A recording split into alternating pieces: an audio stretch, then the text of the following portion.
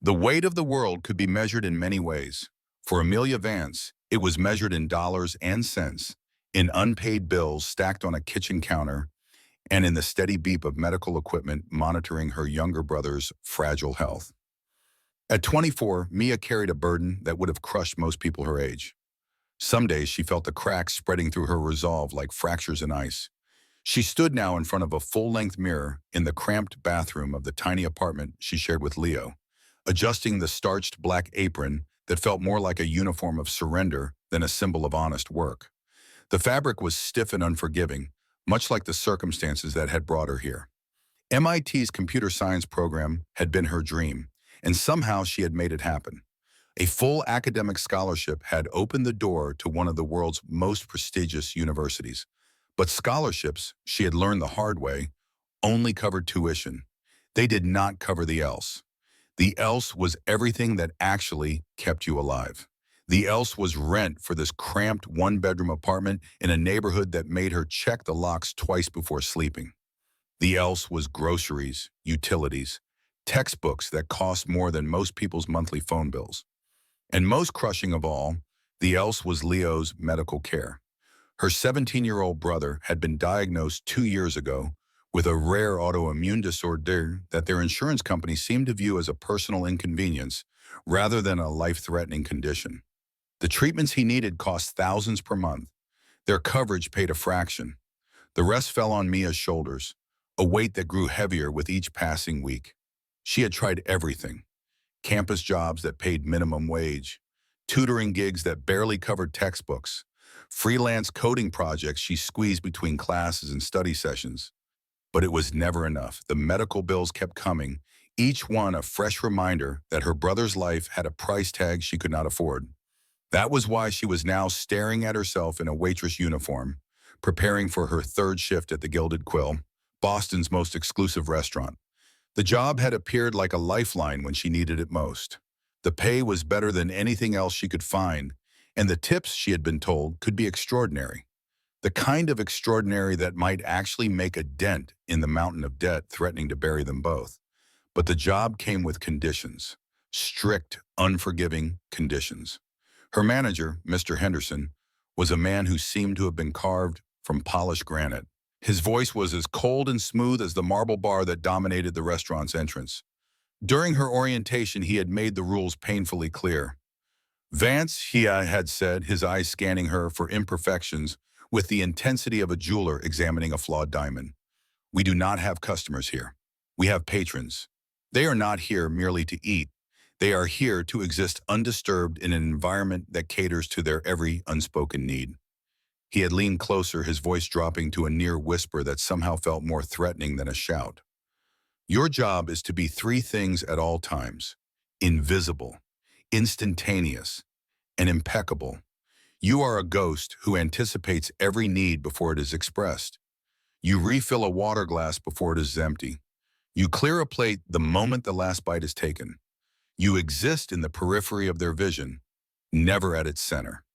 Then had come the threat, delivered with the casual efficiency of a man who had said these words many times before. One strike, a dropped fork, a spilled drink, an unwelcome word, and you are a ghost permanently. Understood? Mia had understood perfectly. She could not afford a strike. She could not afford to lose this job. Leo's next treatment was in 2 weeks, and she was still $3,000 short. Saw? Now, on this Tuesday afternoon, she checked her appearance one final time. Her dark hair was pulled back in a neat bun. Her face was free of makeup, except for a touch of powder to hide the exhaustion that lived permanently beneath her eyes. Her hands, calloused from typing and work, were scrubbed clean, her nails trimmed short. She looked like exactly what she was: a desperate young woman pretending to be someone who belonged in a place where meals cost more than her monthly rent. The Gilded Quill was not just a restaurant, it was a stage, and she was about to perform for an audience that would never applaud. The building itself was a converted brownstone on a quiet cobblestone street in downtown Boston, its discreet brass plaque the only indication of the culinary theater within. Inside, every plate was a performance, every ingredient a carefully chosen actor in a play of wealth and power. The lunch service had already begun when Mia arrived, slipping through the back entrance and into the controlled chaos of the kitchen. Chefs moved with military precision, their stations gleaming with polished copper and stainless steel. The air was thick with the scent of searing meat, fresh herbs, and something sweet she could not quite identify. Henderson was waiting near the kitchen doors, his expression as neutral and unreadable as ever. He gave her a curt nod, which she took as permission to enter the dining room. The transformation from kitchen to dining room was like stepping through a portal into another world. The kitchen was all harsh light and sharp commands. The dining room was soft, muted, a symphony of hushed conversations and the delicate clink of silverware against porcelain. Amber light filtered through tall windows draped in heavy burgundy curtains. The walls were paneled in dark wood that absorbed sound, creating an atmosphere of intimate privacy despite the room's size.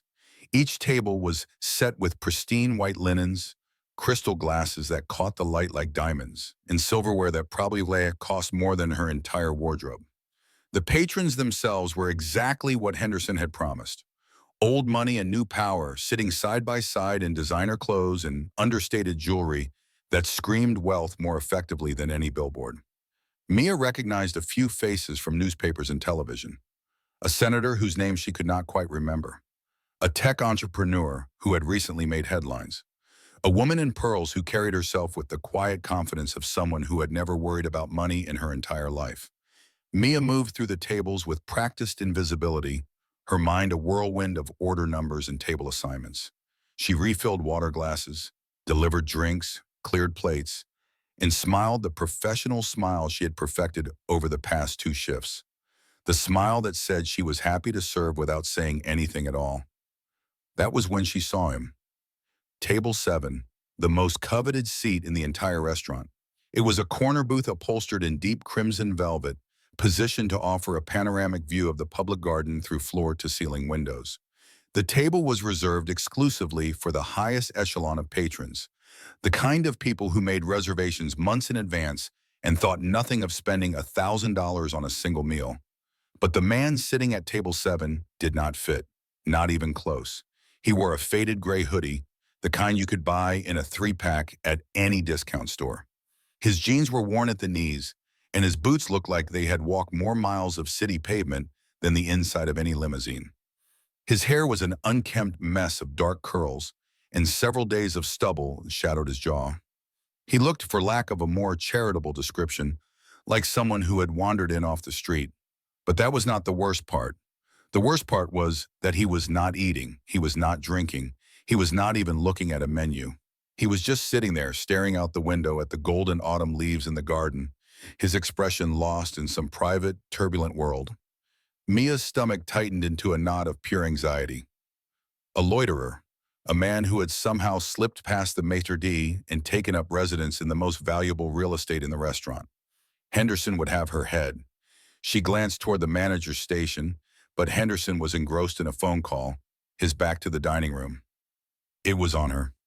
She was the one who would have to handle this. She took a deep breath, forced her professional smile back into place, and approached the table. "Good afternoon, sir," she said, her voice steady despite the panic rising in her chest. "Can I start you with some water? Perhaps a look at our wine list?" The man did not move.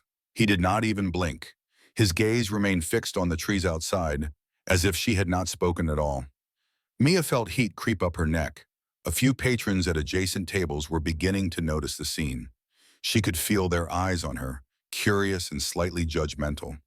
She tried again, her voice a little firmer this time. "Sir, welcome to the Gilded Quill. May I get you something to drink?" Still nothing.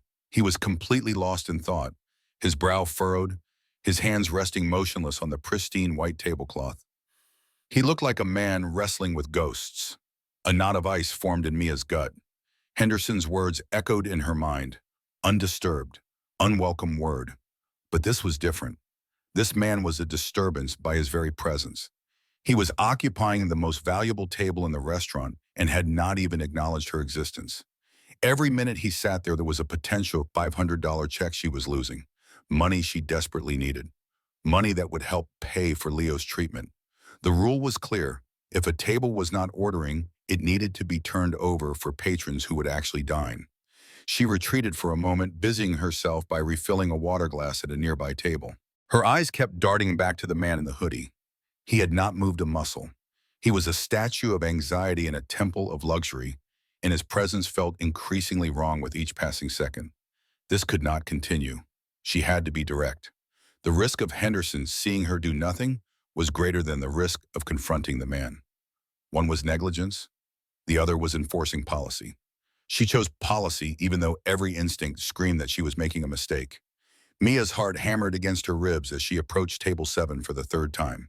She could feel the weight of Mr. Henderson's expectations, the phantom pressure of Leo's medical bills, and the curious stares from surrounding tables. Table 7 had become a spotlight, and she and this silent stranger were trapped in its beam. There was no smile this time. Her expression was a mask of professional resolve, but her mind was a frantic storm of worry and desperation. "Sir," she said, her voice low but sharp, cutting through the ambient murmur of the dining room. "I must insist. If you are not planning to dine with us, I will have to ask you to relinquish the table."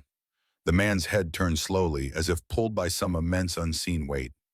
His eyes met hers for the first time. They were not angry or vacant.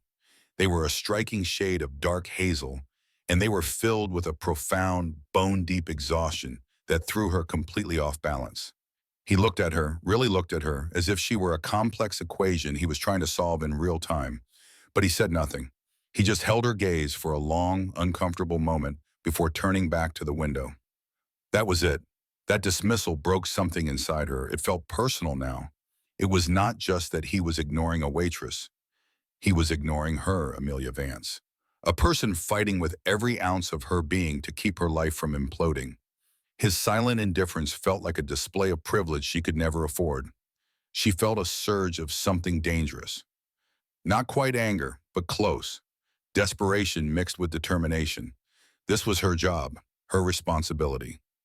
Protecting the sanctity of the Gilded Quill was, by extension, protecting her ability to care for her brother. "Sir, this is the third time I have approached you," she said, her voice now dangerously close to losing its professional veneer. "This table is reserved.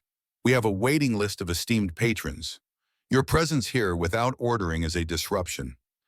He sighed a barely audible breath and ran a hand through his messy hair. When he finally spoke, his voice was raspy, as if he had not used it in days. "I'm waiting for someone."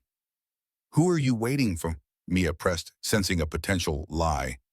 "Marcus Thorne," he mumbled, his eyes still fixed on the world outside the window. Mia almost scoffed out loud. Marcus Thorne. The name carried weight in Boston's financial and social circles.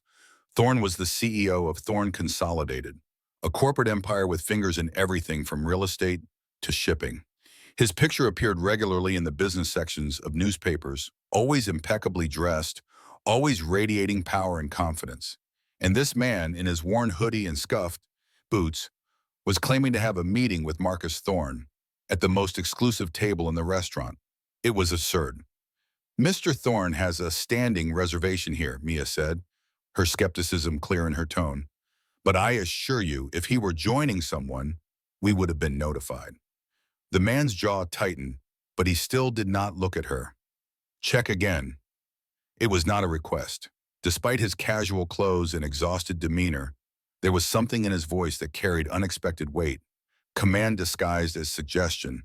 But Mia was too far committed to back down now. She had already confronted him 3 times. Other patrons were watching. Henderson would be turning his attention back to the dining room any second.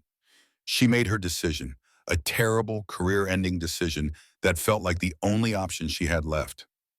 "Sir," she said, her voice steady despite the terror coursing through her veins, "I'm going to have to ask you to leave it by now." The bottle words hung in the air between them, impossible to take back.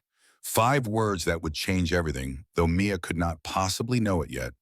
"You need to leave, sir." The man finally turned to look at her fully. For a moment, something flickered in his eyes, not anger, but something else. Recognition, perhaps, or calculation. Then it was gone, replaced by that same exhausted neutrality. "You're right," he said quietly, standing with deliberate slowness. "I should leave." He reached into his pocket and pulled out a fold of cash. He peeled off several bills and laid them on the table, far more than any drink would have cost. Then he looked at her one last time, and his expression was strange, almost grateful. "Thank you," he said, so quietly she almost missed it. Then he walked toward the exit, not through the front entrance, but toward the back, through the kitchen corridor, as if he knew exactly where he was going. Mia stood frozen at table 7, staring at the money he had left.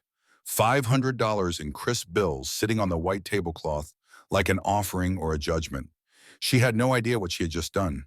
No idea that the man in the worn hoodie was Luca DeLuca, one of the most powerful and dangerous men in Boston.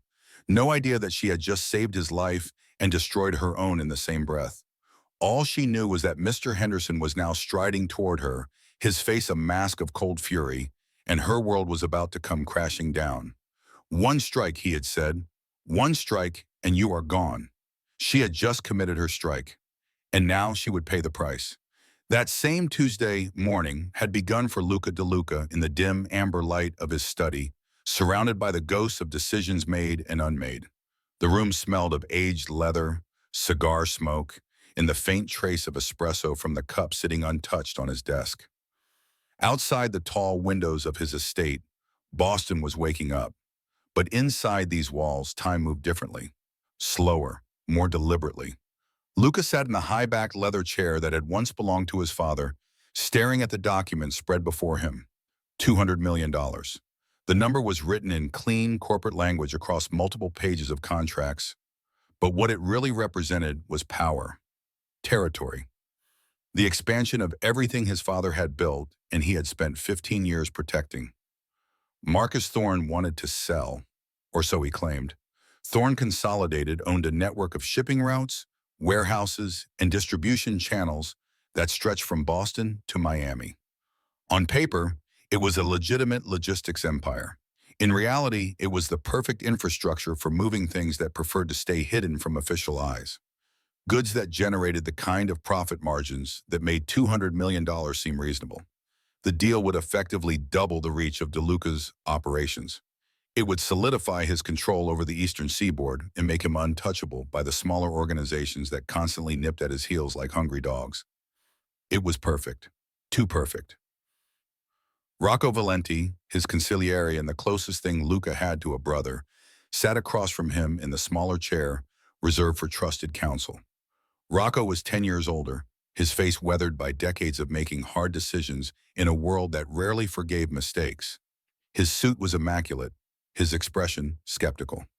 "I don't like it," Rocco said for the third time that morning, his voice carrying the gravelly undertone of a lifetime smoker. "Thorne has been too eager, too accommodating. Men like him don't sell empires for any price, let alone a fair one." "He's in debt," Luca replied, though his own instincts echoed Rocco's concerns. "The legitimate side of his business has been bleeding money for 2 years. This sale saves him from bankruptcy." "Or it's bait," Rocco countered.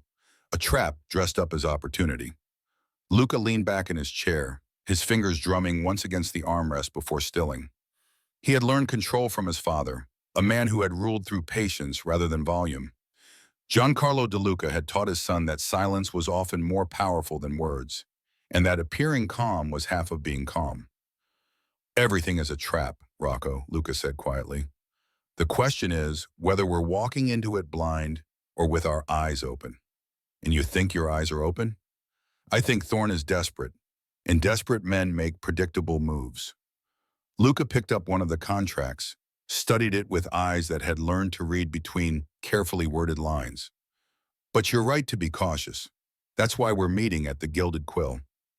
The Gilded Quill. Luca had a stake in the restaurant, a silent partnership that gave him access to its most private spaces. It was neutral ground, public enough to prevent overt betrayal, private enough to conduct business that would never appear in any official record. More importantly, it was a place where Luca was known and protected, even if most patrons had no idea who actually owned the crimson booth in the corner. "And you're going dressed like that?" Rocco gestured at Luca's current attire with obvious disapproval. Luca looked down at himself, the worn jeans, the faded hoodie, the boots that had seen better years. It was deliberate, calculated. A disguise hiding in plain sight. "Thorne wants me to arrive in the usual way," Luca explained. "Dark suit, Maserati, the full performance. He wants me visible, recognizable, sitting in that restaurant like the king holding court. That makes me predictable. So you do the opposite. I arrive early, dressed like nobody. I watch who comes and goes. I see who Thorne brings with him, how he acts when he thinks I'm not watching yet. Luca stood, pulling on a worn jacket over the hoodie. Appearances are weapons, Rocco. Today I'm weaponizing insignificance. Rocco shook his head but did not argue further. He had learned decades ago that once Luca made a decision, changing his mind required more than words. Fine. But Enzo will be monitoring from the van outside. Marco will be inside, 2 tables over. You're not going in there alone, no matter what you're wearing. Agreed. Luca checked his watch. An old Rolex his father had worn, its face scratched but its mechanism perfect. The meeting is set for 1 o'clock. I'll be there by noon. That gives me time to observe, to think. To brood, Rocco corrected with the familiarity of old friendship. You think too much sometimes, Luca. Not everything requires a chess game.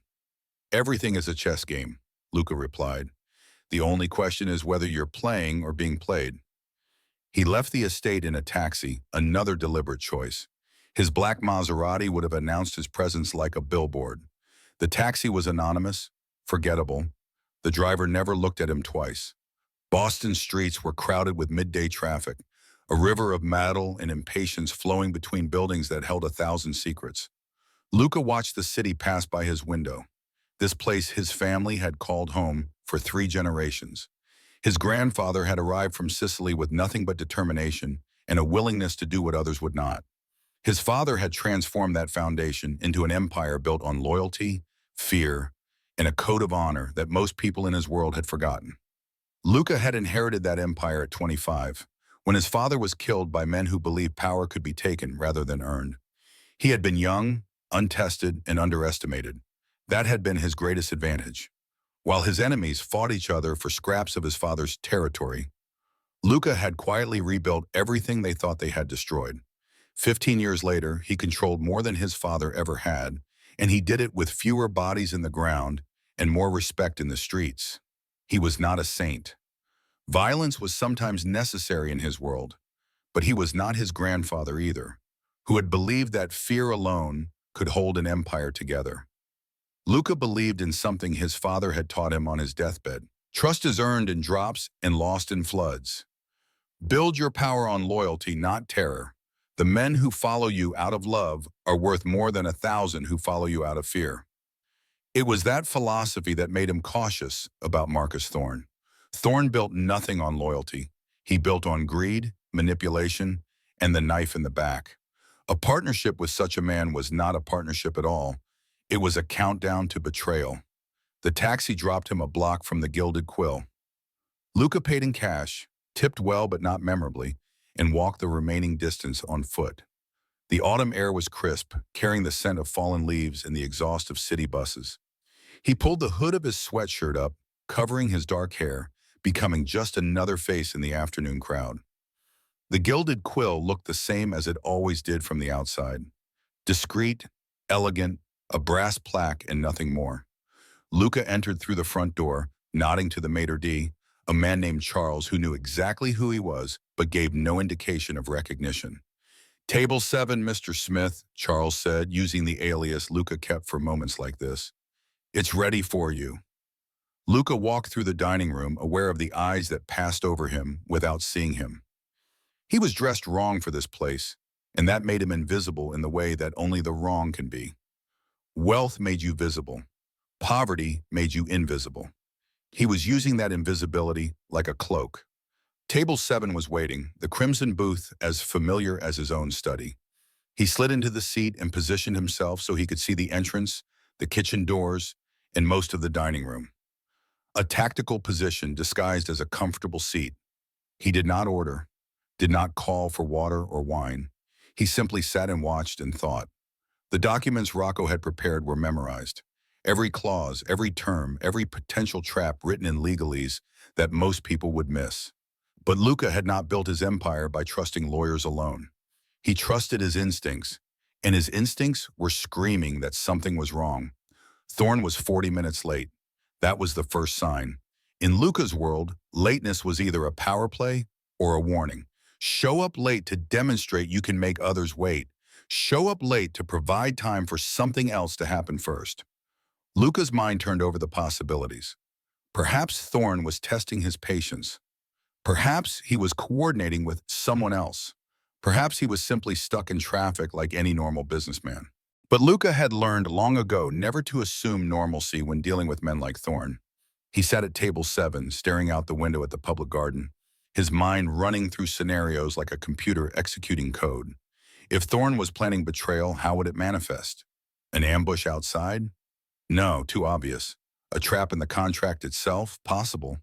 A play for sympathy? A sob story designed to lower his guard? More likely. He was so deep in thought that he almost did not notice the young waitress approaching his table. She was nervous.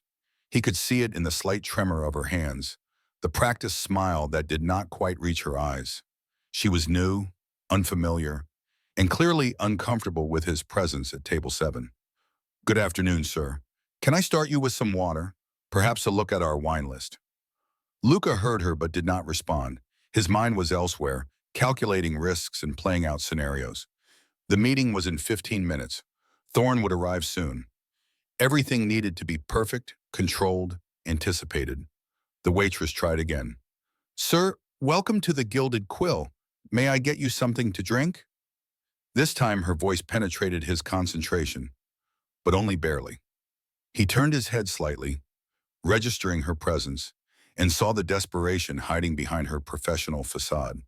She was young, maybe mid-20s, with dark hair and eyes that had seen too much hardship for someone her age. For a moment he almost responded, almost broke his cover and ordered something just to put her at ease. But something held him back, a thread of instinct that told him to wait, to observe, to see what would happen if he remained silent. She retreated and Luca returned to his thoughts. Thorne would arrive.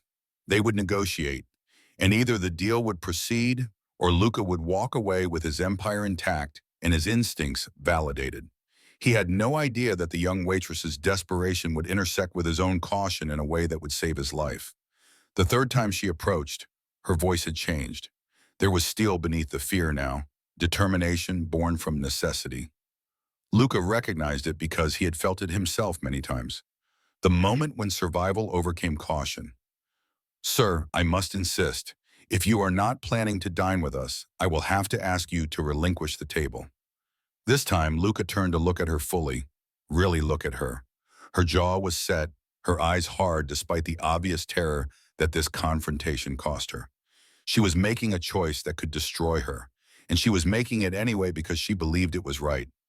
He respected that, even as it annoyed him. "I'm waiting for someone," he said, his voice rough from an hour of silence. "Who are you waiting for?" "Marcus Thorne." He saw the skepticism flash across her face. She did not believe him. How could she? He was a man in a hoodie claiming to have a meeting with a corporate titan. It was absurd on its surface. "Mr. Thorne has a standing reservation here, but I assure you if he were joining someone, we would have been notified." "Check again," Luca said, and he heard the command slip into his voice despite his attempt to remain neutral. But she did not check. She had made her decision, and she was committed to it with the kind of stubbornness Luca both admired and found dangerously inconvenient. "Sir, I'm going to have to ask you to leave, now." The words hung in the air, and in that moment, everything changed. Luca's eyes shifted to the entrance, and he saw Marcus Thorne stepping through the door. Thorne froze mid-stride, his expression flickering between surprise and something else, something that looked almost like satisfaction. In that instant, Luca understood. Thorne had been late on purpose, not to make Luca wait, but to arrive after Luca had already been removed from the restaurant. The plan was elegant in its simplicity. Luca would be publicly humiliated, asked to leave the city's most exclusive restaurant like a common vagrant.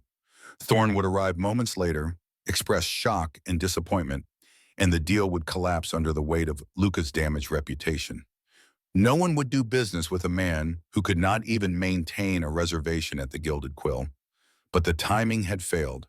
The waitress had confronted him too late, or Thorne had arrived too early. Either way, Luca now saw the trap with perfect clarity. The documents Thorne had prepared probably contained their own traps, hidden clauses that would give Thorne leverage. But that secondary trap did not matter if the primary one succeeded in preventing Luca from ever signing them. Luca stood slowly, deliberately, his eyes never leaving Thorne's face across the dining room. He saw the other man's expression shift again, calculation replacing satisfaction. "You're right," Luca said to the waitress, his voice quiet. "I should leave." He reached into his pocket and pulled out the cash he always carried, never trusting banks more than necessary. He counted out $500 bills and laid them on the white tablecloth, an absurd tip for service never rendered.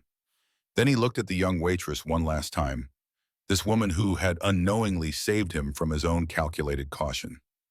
"Thank you," he said, and meant it in ways she could never understand. He walked toward the back of the restaurant, away from Thorne, using the kitchen corridor he knew from his ownership stake. Behind him, he heard the first notes of chaos beginning, the manager approaching, voices rising slightly. But Luca was already gone, slipping out the back entrance into the alley where Enzo waited in the surveillance van. "Boss?" Enzo's voice crackled through the earpiece Luca pulled from his pocket and inserted. "What happened?" "Thorne set a trap," Luca said calmly, walking toward the van. "And a waitress just saved me from walking into it." "A waitress?" "I'll explain later. Right now, I need you to find out everything about her. Name, address, situation, everything." "Boss, we have bigger problems. I've been monitoring Thorne's communications. He's got a digital specialist on his team, someone who's been auditing our network protocols." Luca stopped walking. "What?" "The documents he sent for the deal. There's code embedded in the digital files. If you had signed them on our system, it would have activated a data exfiltration routine, a sophisticated one. It would have copied our entire operation database." The trap within the trap. Luca had suspected something in the documents, but this was worse than he had imagined. Thorne had not been trying to buy his way into the organization. He had been trying to steal it entirely. "How sophisticated?" Luca asked, his mind already racing ahead to implications and responses.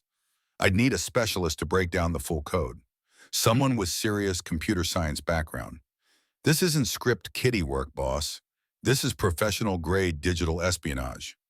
Luca thought about the waitress, remembered her hands, the calluses he had noticed during their brief interaction.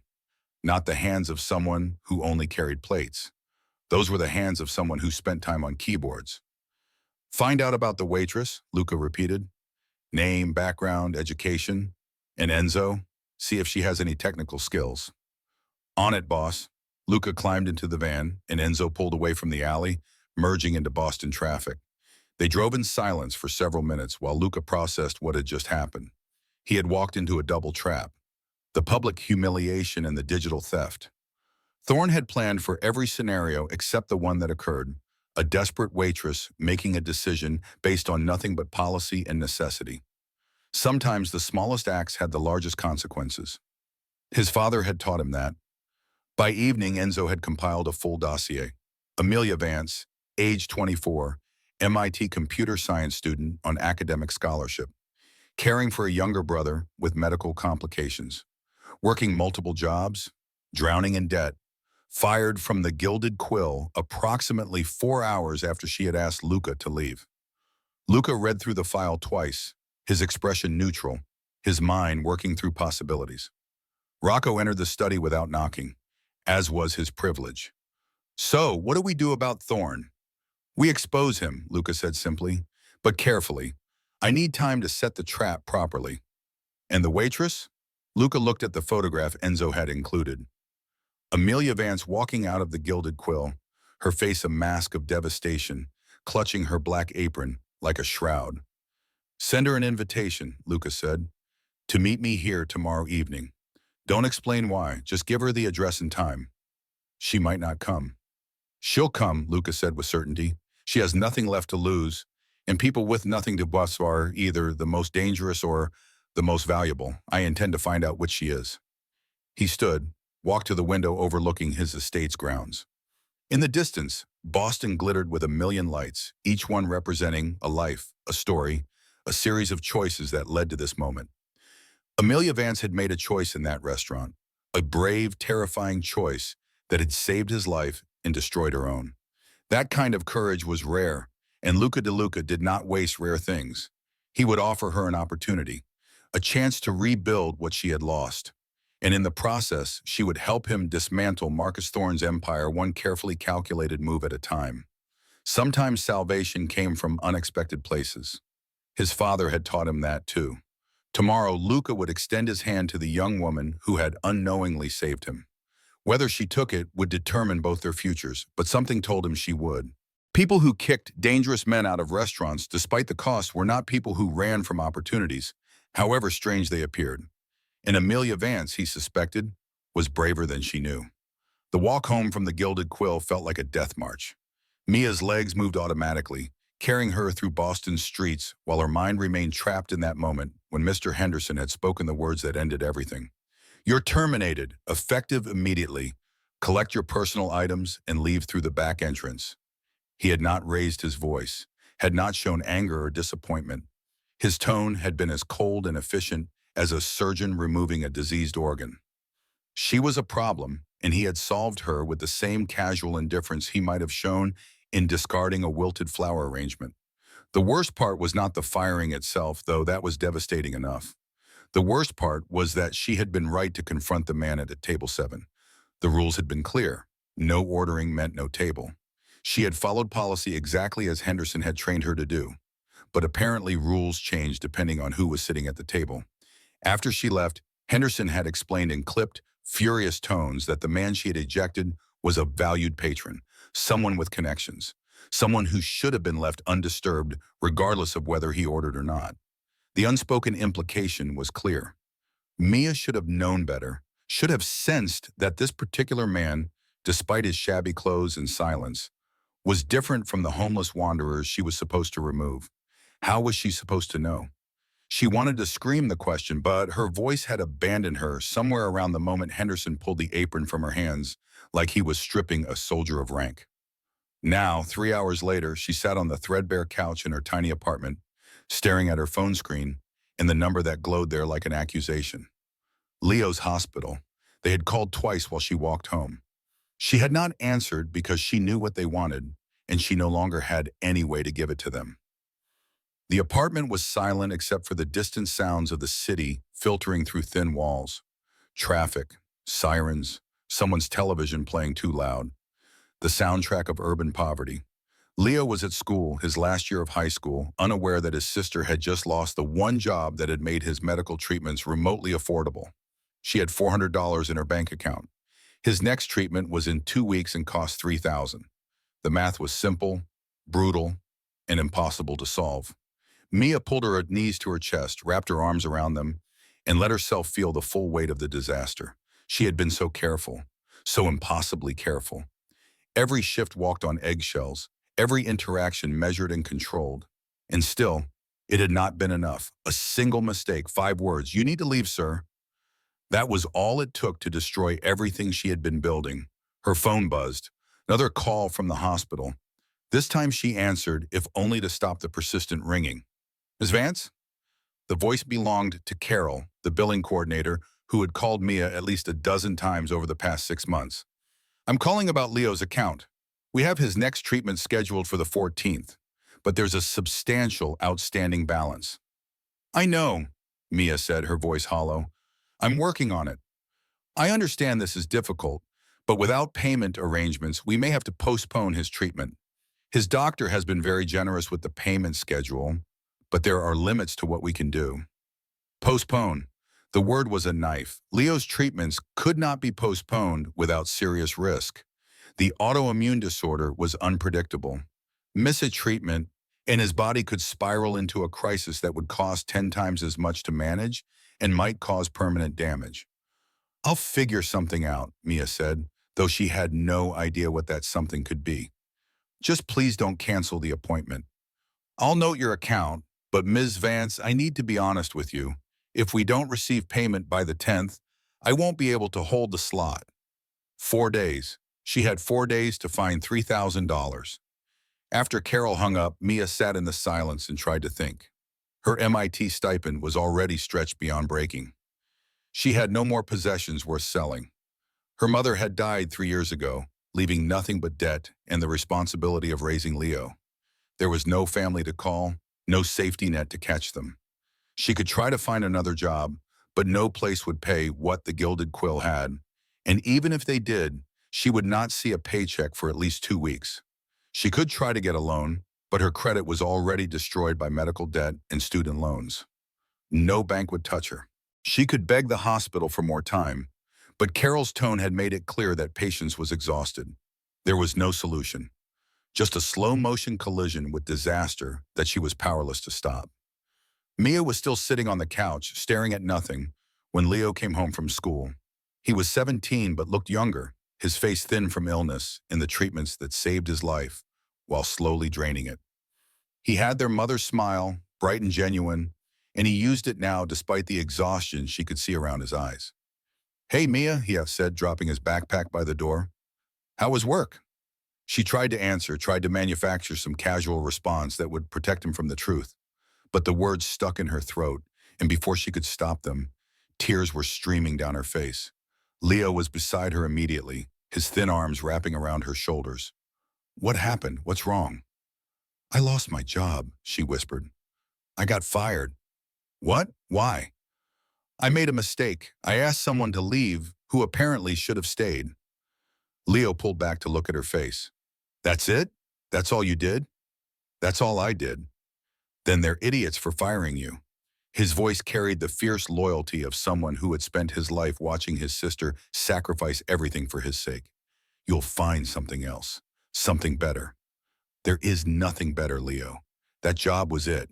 The pay, the tips, it was the only thing covering your treatments." She wiped at her face, angry at herself for breaking down in front of him. "I don't know what to do." "We'll figure it out," he said, with the confidence of someone too young to understand how completely the world could crush you. "We always do. But we don't always figure it out," Mia thought. "Sometimes you just lose. Sometimes you fight as hard as you can, and it still is not enough." She did not say any of this out loud. Instead, she forced herself to smile, forced herself to be strong for him, the way she always had been. "You're right. We'll figure it out. Go do your homework. I need to make some calls." After Leo retreated to the tiny bedroom they shared, separated only by a curtain strung across the middle of the room, Mia pulled out her laptop. It was old, barely functional, but it was all she had. She opened her email, her job search sites, her network of MIT classmates and professors who might know of opportunities. Nothing. Every opening required experience she did not have or availability she could not provide while finishing her degree. The tech industry wanted full-time commitment, and she could barely manage part-time while caring for Leo and attending classes. She was about to close the laptop when a new email notification appeared. The sender was listed simply as D Associates. No company name she recognized. The subject line read, "Meeting Request." Mia almost deleted it as spam, but something made her open it instead.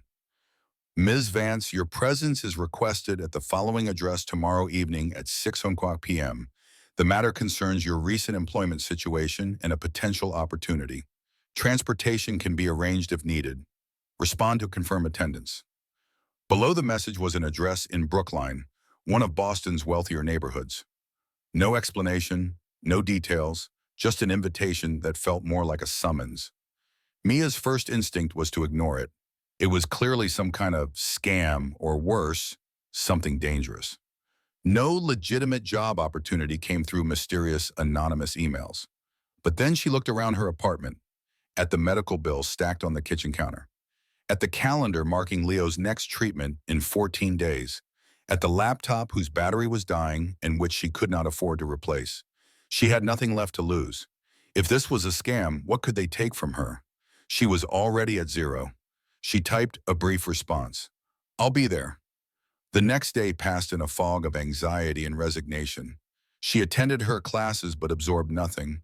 She applied for 3 more jobs she knew she would not get. She avoided looking at her bank account because the number would only confirm what she already knew.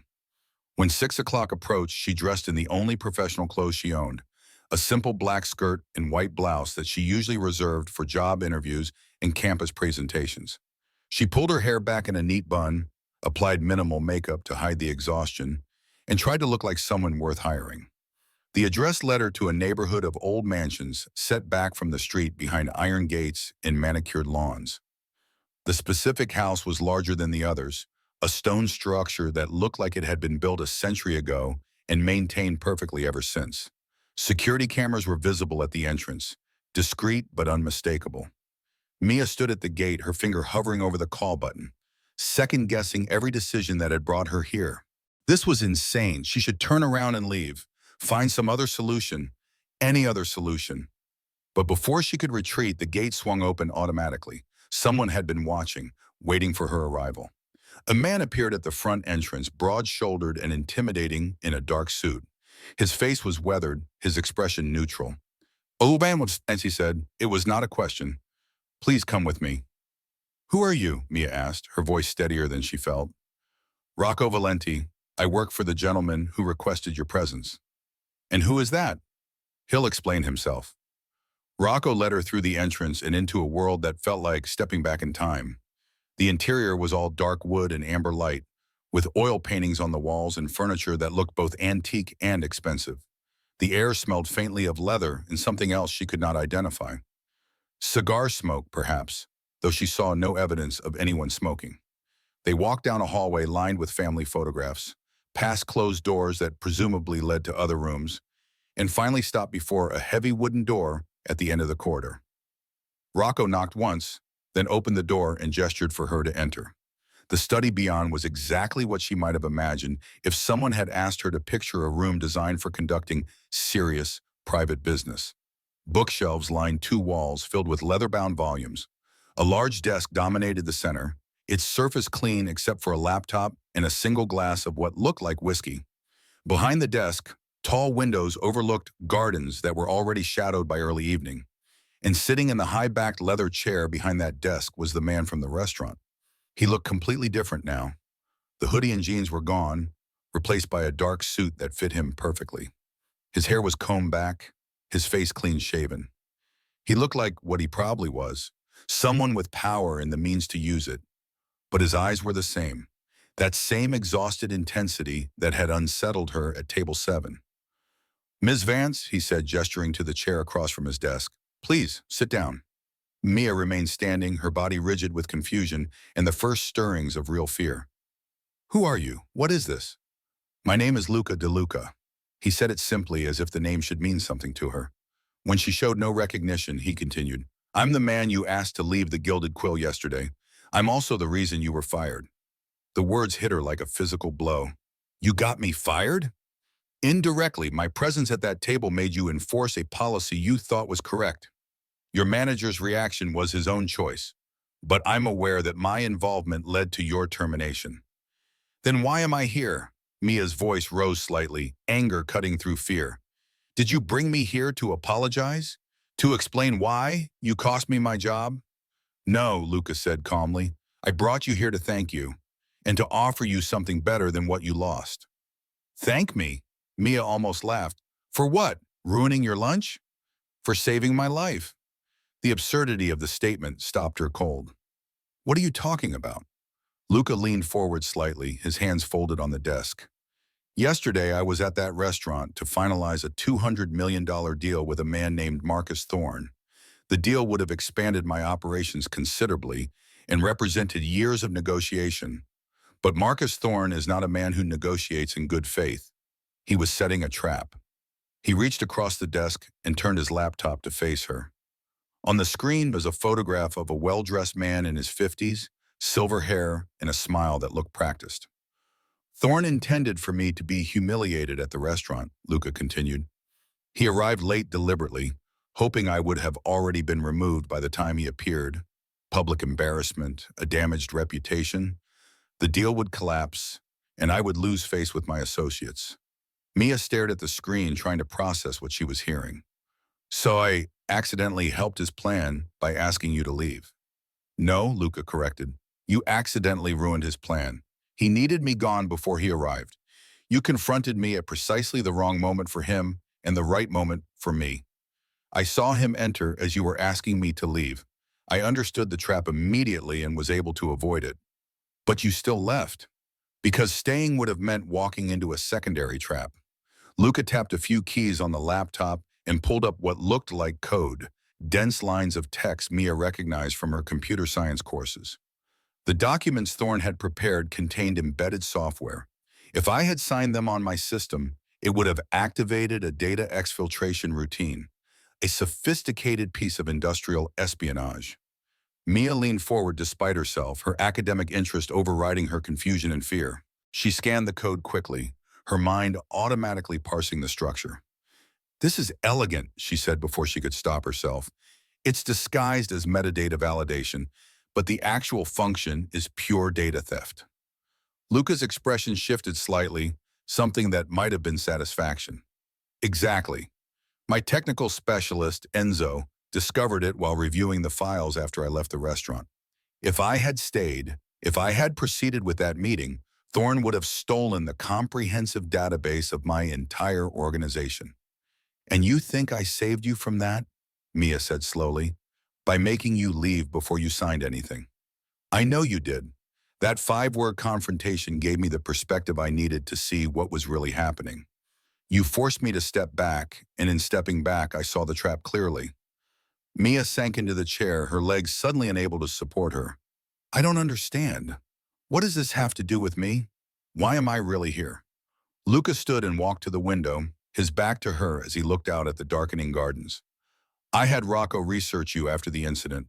Amelia Vance, 24 years old, final year computer science student at MIT, on full academic scholarship, caring for a younger brother with a rare autoimmune disorder, working 3 jobs to cover medical expenses your insurance barely touches, drowning in debt but maintaining a 4.0 GPA because you're brilliant and stubborn in equal measure." The invasion of privacy should have angered her, but Mia was too exhausted to feel much of anything. "You investigated me. I needed to know who had inadvertently saved me and what drove you to make that choice. What I found was someone who did the right thing despite the personal cost. Someone with technical skills I need and an ethical compass that apparently functions even under extreme pressure." He turned back to face her. "I'm offering you a job, Ms. Vance, not as a waitress, as an analyst. Someone who can review operations, identify hidden threats, and audit the kind of sophisticated code Thorne tried to use against me." "You want me to work for you," Mia said flatly. "A man whose operations need reviewing and whose enemies plant malicious code in business documents." "Yes. What exactly do you do, Mr. DeLuca? And don't tell me you're a businessman. Businessmen don't have enemies who plant digital traps. They don't live in houses with this much security. They don't speak like you speak." Luca returned to his chair and met her eyes directly. "I run an organization that operates in spaces the law doesn't adequately cover. I provide services that people need but can't get through official channels. I maintain order in places where official order has failed. Some would call me a criminal. Others would call me a necessary evil. I call myself a pragmatist." "You're a crime boss," Mia said, and saying it out loud made the entire situation feel impossibly surreal.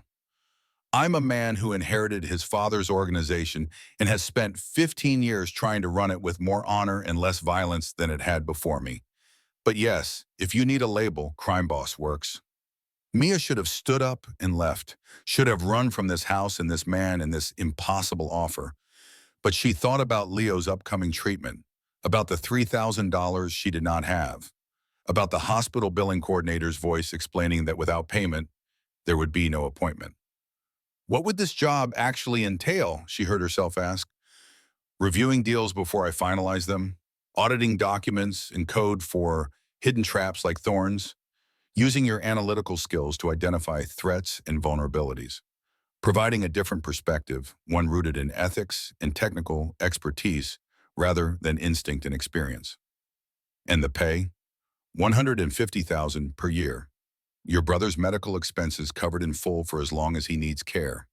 Your MIT tuition paid until you graduate. Flexible hours so you can finish your degree. A signing bonus of $50,000 to cover your immediate debts." The numbers were impossible. They were salvation wrapped in darkness. Everything she needed, offered by a man who represented everything she should avoid. Why me, Mia? Mia asked. You could hire any number of analysts with more experience. Because you kicked me out of a restaurant when you thought I was a vagrant, Luca said simply. Because you enforced what you believed was right despite the cost to yourself. I don't need another person who tells me what I want to hear.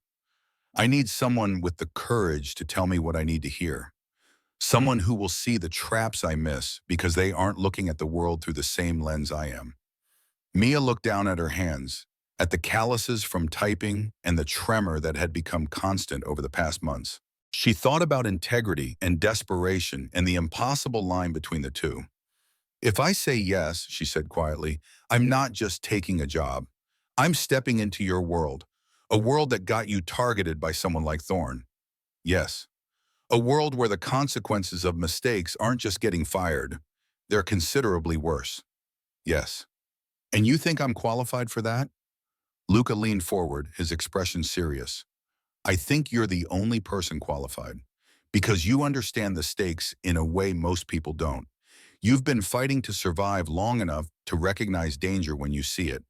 And yesterday you chose principle over safety. That's the kind of person I need. Mia closed her eyes, thinking about Leo, about his treatments, about the life she could give him if she said yes versus the disaster waiting if she said no. When she opened her eyes, Luca was watching her with that same intense patience. I need time to think, she said. You have until tomorrow morning, Luca replied. After that, I move forward with other plans, and this offer expires. He stood, signaling the meeting was over. Rocco appeared at the door as if summoned by telepathy.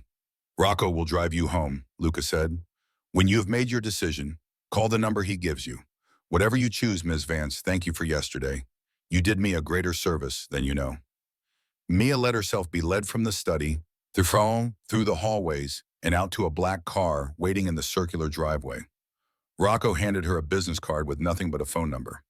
As they drove through Boston streets toward her neighborhood, Mia stared out the window and tried to process the impossible choice she was facing. Accept a bomb that would save her brother and solve all her financial problems, but tie her to a man who operated outside the law. Or refuse and watch everything collapse, maintaining her integrity while Leo's health deteriorated. There was no good choice. Just two versions of survival, one immediate and one theoretical. By the time Rocco dropped her at her apartment, Mia knew what she would choose. She had known from the moment Luca named the salary. Sometimes integrity was a luxury desperate people could not afford, and she had stopped being able to afford luxuries a long time ago. Tomorrow, she would call the number and accept the offer. Tomorrow, she would step into Luca de Luca's world and hope she was strong enough to survive it. But tonight, she would sit with Leo and pretend everything was normal. Pretend she had not just agreed in her heart to work for a crime boss. Pretend that 5 words spoken in desperation had not just changed the entire trajectory of her life. You need to leave, sir. 5 words, and everything that came after. Mia called the number at 8 o'clock the next morning before she could change her mind. A voice she did not recognize answered on the first ring. Yes? This is Amelia Vance. I'm calling about the offer. One moment. The line went silent for exactly 15 seconds. Then Luca's voice came through, calm and unsurprised. Ms. Vance, I take it you've made your decision. I accept, Mia said.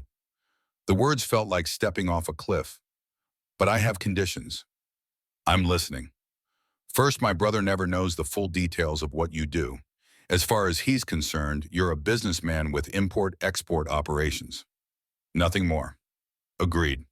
Second, I maintain my MIT enrollment until I graduate. My class schedule takes priority over work responsibilities. Already accounted for in the offer. Third, if I ever discover you're involved in something I cannot ethically support, drugs, human trafficking, anything like that, I walk away. No questions, no retribution. There was a pause. I don't deal in drugs or human trafficking, Mrs. Vance. My organization has strict rules about what we will and won't touch. But I understand your need for boundaries. Agreed. If you find we've crossed a line you can't accept, you can leave. I won't stop you. Mia exhaled slowly. Then I accept your offer. Good. Rocco will pick you up at 10 o'clock. We have work to do. The call ended before she could respond. Mia stared at her phone, feeling like she had just signed a contract with the devil and wondering if the devil was actually as bad as the alternative. When Rocco arrived precisely at 10 in the same black car from the night before, Mia was waiting with her laptop and a notebook. If she was going to do this, she would do it properly, professionally. She would be exactly what Luca had hired her to be, someone with the skills to identify threats and the courage to voice them. The drive to the estate took 20 minutes. This time in daylight, Mia could better appreciate the property's scale. The mansion sat on at least 5 acres, surrounded by walls and gates that spoke of serious security concerns. Gardens stretched in every direction, immaculately maintained but somehow austere. This was not a home designed for comfort. It was a fortress disguised as elegance. Rocco led her directly to the study where she had met Luca the night before. In daylight, the room felt slightly less intimidating, but no less serious. Luca was already there, sitting behind his desk with a laptop open and a man she did not recognize sitting in the chair she had occupied yesterday. The stranger was younger than Luca, maybe mid-30s, with the lean build and quick movements of someone who spent more time behind computers than in gyms. He wore jeans and a t-shirt with a tech company logo, looking distinctly out of place in the formal setting. "Ms. Vance," Luca said, gesturing to an empty chair. "This is Enzo Martinelli, my technical specialist. He's the one who identified Thorne's malicious code." Enzo stood and offered his hand. His grip was firm, his expression assessing. "Computer science at MIT, he said. "Impressive. What's your focus?" "Predictive analytics and ethical AI development," Mia replied, settling into the chair. "Interesting combination. Most people focus on capability, not morality." "Most people should," Mia said. "Technology without ethics is just a faster way to cause harm." Enzo's expression shifted to something like respect. "I think we're going to get along fine." Luca cleared his throat, drawing their attention. "Now that introductions are complete, let's discuss why you're here, Miss Vance. Enzo, walk her through what you found." Enzo pulled out his own laptop and angled it so Mia could see the screen. "Okay, so here's the situation. Thorne's deal documents were sent as encrypted PDFs with embedded verification scripts, standard practice for high-value contracts. The encryption ensures the document can't be altered. The verification scripts check digital signatures." He pulled up a file and began scrolling through code that looked legitimate at first glance. "Except," Enzo continued, "buried inside the verification routine is a secondary function disguised as a timestamp validator. It's actually a steganographic data exfiltration protocol." Mia leaned forward, her academic interest immediately engaged. Steganography, hiding data inside other data. Exactly. Most security systems look for data being transmitted. They scan for large file transfers, unusual network activity. But this script would have fragmented the stolen data and hidden it inside normal system processes. Port 44 traffic, which is typically used for low-priority time sync operations. "No one would notice," Mia said, understanding dawning. "It would look like routine background noise." "And that's what makes it brilliant," Enzo said with grudging admiration. "This isn't amateur work. Whoever wrote this understood not just code, but security architecture. They knew how to make malicious activity invisible by making it boring." Luca interjected. "If I had signed those documents on my system, Thorne would have copied our entire operational database. Names, locations, financial records, everything." Mia felt a chill. "How comprehensive is that database?" "Comprehensive enough to destroy everything my family built over 3 generations," Luca said flatly. "Enough to get dozens of people killed or arrested, enough to hand control of Boston's entire underground economy to Marcus Thorne."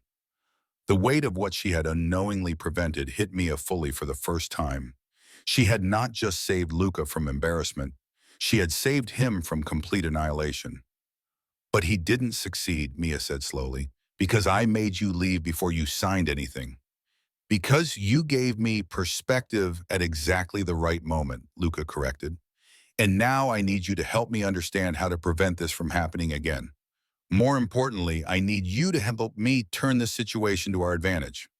"What do you mean?" Luca stood and walked to the window, his back to them as he spoke. Thorne thinks his plan failed because I got suspicious. He doesn't know about you. He doesn't know I discovered the malicious code. He thinks I simply walked away from the deal because of the restaurant incident. So he'll try again, Mia said, following the logic. He's already trying, Luca confirmed. Rocco has intelligence that Thorne is reaching out to other organizations, trying to form alliances against me. He's telling them I'm unreliable, unstable, that the restaurant incident proves I'm losing control. Which gives you an opportunity, Mia said, her analytical mind already working through possibilities. If he thinks you don't know about the code, you can use that ignorance. Exactly. Luca turned back to face her. But I need your expertise to do it properly. I need you to understand his attack well enough to build a defense. Better yet, a counterattack. Enzo pulled up another screen. I've been reverse engineering his code. It's sophisticated, but it has a signature. A particular coding style that suggests the programmer has a background in corporate security. Someone Thorne hired specifically for this, Mia said. Most likely, which means Thorne has resources we need to account for. He's not working alone. Luca returned to his desk. Ms. Vance, I'm giving you full access to our system architecture. I want you to work with Enzo to identify every vulnerability Thorne might exploit. I want you to find the holes before he does. That's a significant amount of trust, Mia said carefully. You barely know me. I know you kicked me out of a restaurant despite the personal cost, Luca replied.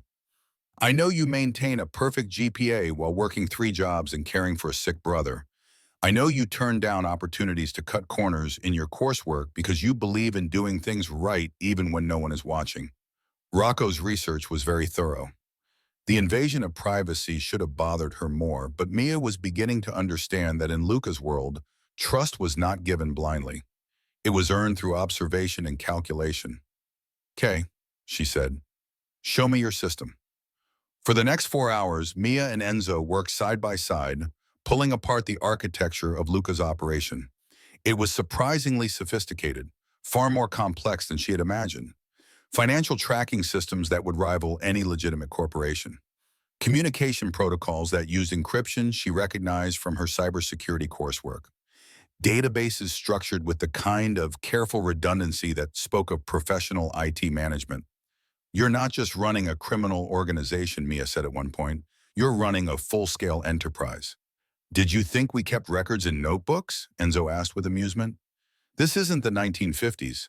Modern operations require modern infrastructure. Which makes you vulnerable to modern attacks, Mia countered. Every system has weaknesses. The more complex the system, the more places things can break. That's why Luca hired you, Diamond, Enzo said, to find those places before someone else does.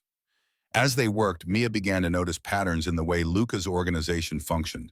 There were clear ethical boundaries coded into the system itself.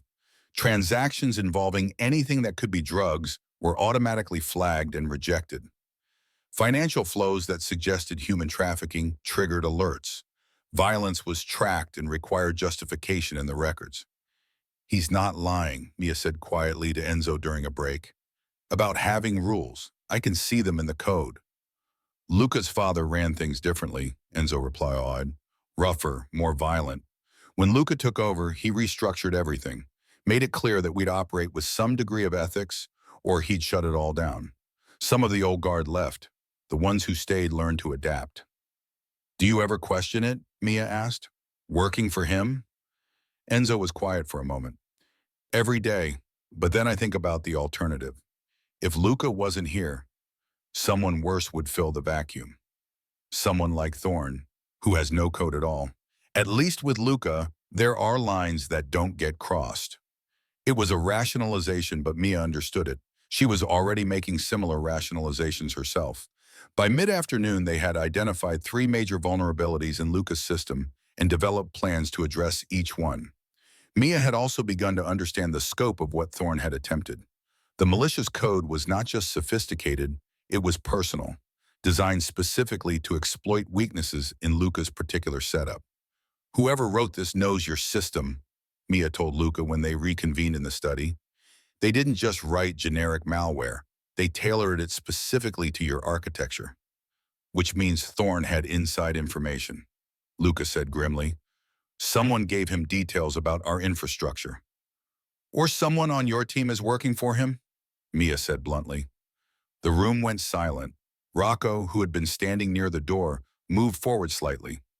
That's a serious accusation, Mr. Vance, he said quietly. It's a logical conclusion, Mia replied, refusing to be intimidated. The level of detail in this code requires access to your actual systems, not just theoretical knowledge. Luca and Rocco exchanged a look. Then Luca nodded slowly. She's right, we have a leak. I'll start internal investigations, Rocco said. Do it quietly, Luca instructed. I don't want whoever it is to know we're looking. He turned back to Mia. This is why I need you. You see things we miss because we're too close to it. What else have you found? Mia pulled up her notes. Your financial tracking is excellent, but your communication security has gaps. You're using encrypted messaging, but the encryption keys rotate on a predictable schedule. Someone with access to the rotation algorithm could intercept and decrypt messages retroactively. Can you fix it? Enzo and I can implement a dynamic key system, unpredictable rotation based on multiple variables. It would make interception significantly harder. Do it, Luca said. What else? Your data backups are stored on site. If someone wanted to destroy your records, they just need to access this location physically. You need off-site redundancy, multiple locations, cloud storage with different access points. Arrange it with Enzo. They continued for another hour, Mia methodically identifying vulnerabilities and proposing solutions. With each issue she raised, she felt more confident that she could actually contribute something valuable. This was not just a job. It was a challenge that engaged every skill she had developed at MIT. Finally, Luca called a stop. Enough for today. You have given us more actionable intelligence in 6 hours than our previous security consultant provided in 6 months. You had a previous security consultant? Mia asked. He was retired 3 months ago, Luca said. His recommendations were superficial. Yours are surgical. Because I'm looking at this as a system, not just as security theater. Everything connects. Every vulnerability creates cascading risks, which is exactly the perspective I needed. Luca stood. Go home, Ms. Vance. Spend time with your brother. Tomorrow we'll start implementing your recommendations. And then we'll begin planning how to deal with Marcus Thorne. You're going after him, Mia said. It was not a question. He tried to destroy me. He'll try again if I don't stop him. So yes, I'm going after him, but carefully, methodically, the way you're teaching me to think about systems. As Rocco drove her home, Mia reflected on the strangeness of her new reality. This morning, she had been a struggling student with no prospects. Tonight, she was an analyst for a criminal organization, identifying security flaws and developing strategies to counter corporate espionage that happened to involve actual crime. The moral ambiguity should have bothered her more than it did, but every time she started to question her choices, she thought about Leo, about the hospital's billing department, about the fact that for the first time in years, she had a solution instead of just problems. When she got home, Leo was at the kitchen table doing homework. He looked up and smiled when she entered. How was the new job? He asked. Interesting, Mia said honestly. Definitely interesting. What exactly do you do? System analysis for an import-export business. I identify security risk in their IT infrastructure. It was not quite a lie, just a carefully edited version of the truth. Leo nodded, accepting the explanation without suspicion. Cool, so like corporate cybersecurity? Something like that. Her phone buzzed, a text from an unknown number. It took her a moment to realize it was from Luca's phone. Your brother's next treatment has been scheduled and paid in full. The hospital has been instructed to contact you only for appointment reminders, not billing issues. Sleep well, Ms. Vance. Tomorrow we have real work to do. Mia stared at the message, feeling a complicated mixture of gratitude and guilt. This man, this criminal, had solved in one day what she had been unable to solve in months. He had given her brother a future she could not provide alone.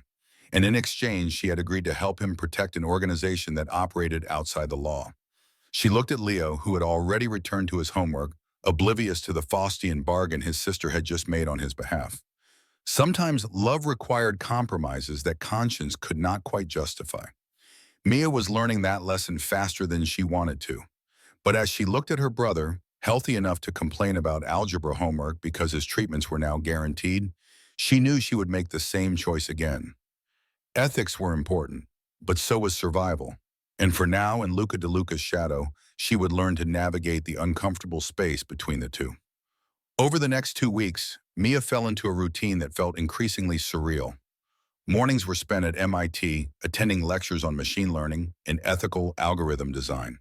Afternoons and evenings were spent at the DeLuca estate, auditing systems and developing security protocols for an organization that existed in the shadows of legality. The contradiction should have torn her apart. Instead, she found herself adapting with a flexibility that both impressed and concerned her. Humans were remarkably good at normalizing the abnormal when survival demanded it. Enzo became her primary working partner. Despite his role in Luca's organization, he reminded her of her MIT classmates, brilliant and slightly awkward, more comfortable with code than conversation. They developed an efficient working rhythm, Mia identifying vulnerabilities while Enzo implemented the technical solutions. "You're good at this," Enzo said one afternoon as they reviewed network security logs. "Better than good. You see patterns I miss." "I'm trained to think about systems holistically," Mia replied. "Everything connects. Change one variable, and a dozen others shift. Most people only see the immediate problem. I see the cascade." That's exactly what Luca needs. Someone who can see the whole picture. Rocco was a different matter. The consigliere watched Mia with constant assessment, neither hostile nor friendly. She understood that trust in this world was not given freely. She would have to prove herself repeatedly before Rocco would view her as anything more than a necessary risk.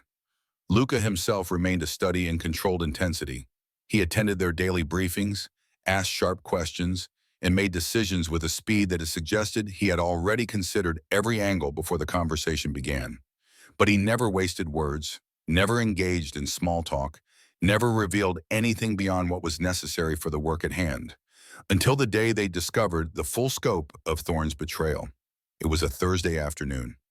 Mia and Enzo were deep in the communication system audit when Enzo suddenly went very still, his eyes fixed on his screen. "What is it?" Mia asked. "Pull up the data from the encrypted message backup. 3 months ago, August 14th. Mia navigated to the specified date and opened the archived messages. At first, she saw nothing unusual. Standard operational communications, territory updates, financial reports. Then Enzo highlighted a specific message thread. "Look at the metadata." Mia examined the technical details embedded in the message file, the timestamp, sender information, routing data, and there, buried in what should have been routine information, was an anomaly. "This message was accessed from an external IP address," she said slowly. "After it was sent, someone outside your network read this. Now look at the pattern. Every major operational update for the past 3 months has this same anomaly. Same external IP accessing our supposedly secure messages." Mia felt a chill. "Someone's been reading your mail." "Not just someone. Look at the IP geolocation." She pulled up the tracking information. The IP address resolved to a server farm in Virginia. The registered owner was a subsidiary of Thorne Consolidated. "He's been inside your system for 3 months, Mia said, the implications overwhelming. The malicious code in the deal documents wasn't the first attack. It was the final step. He was already stealing your data. The code was meant to get everything at once." They found Luca in his study, reviewing financial reports. Rocco stood near the window, engaged in a low conversation on his phone. Both men looked up when Mia and Enzo entered with urgent expressions. "We have a problem," Enzo said without preamble. "Thorne's been inside our communication system since August." Luca's expression didn't change, but something in the air shifted. The temperature seemed to drop. "Show me." They spent the next hour documenting the breach, every message that had been compromised, every piece of intelligence Thorne had stolen. The list was devastating. Territory agreements, financial arrangements, names of associates and their roles, warehouse locations, shipping schedules. "He knows everything," Rocco said, his voice flat with controlled rage.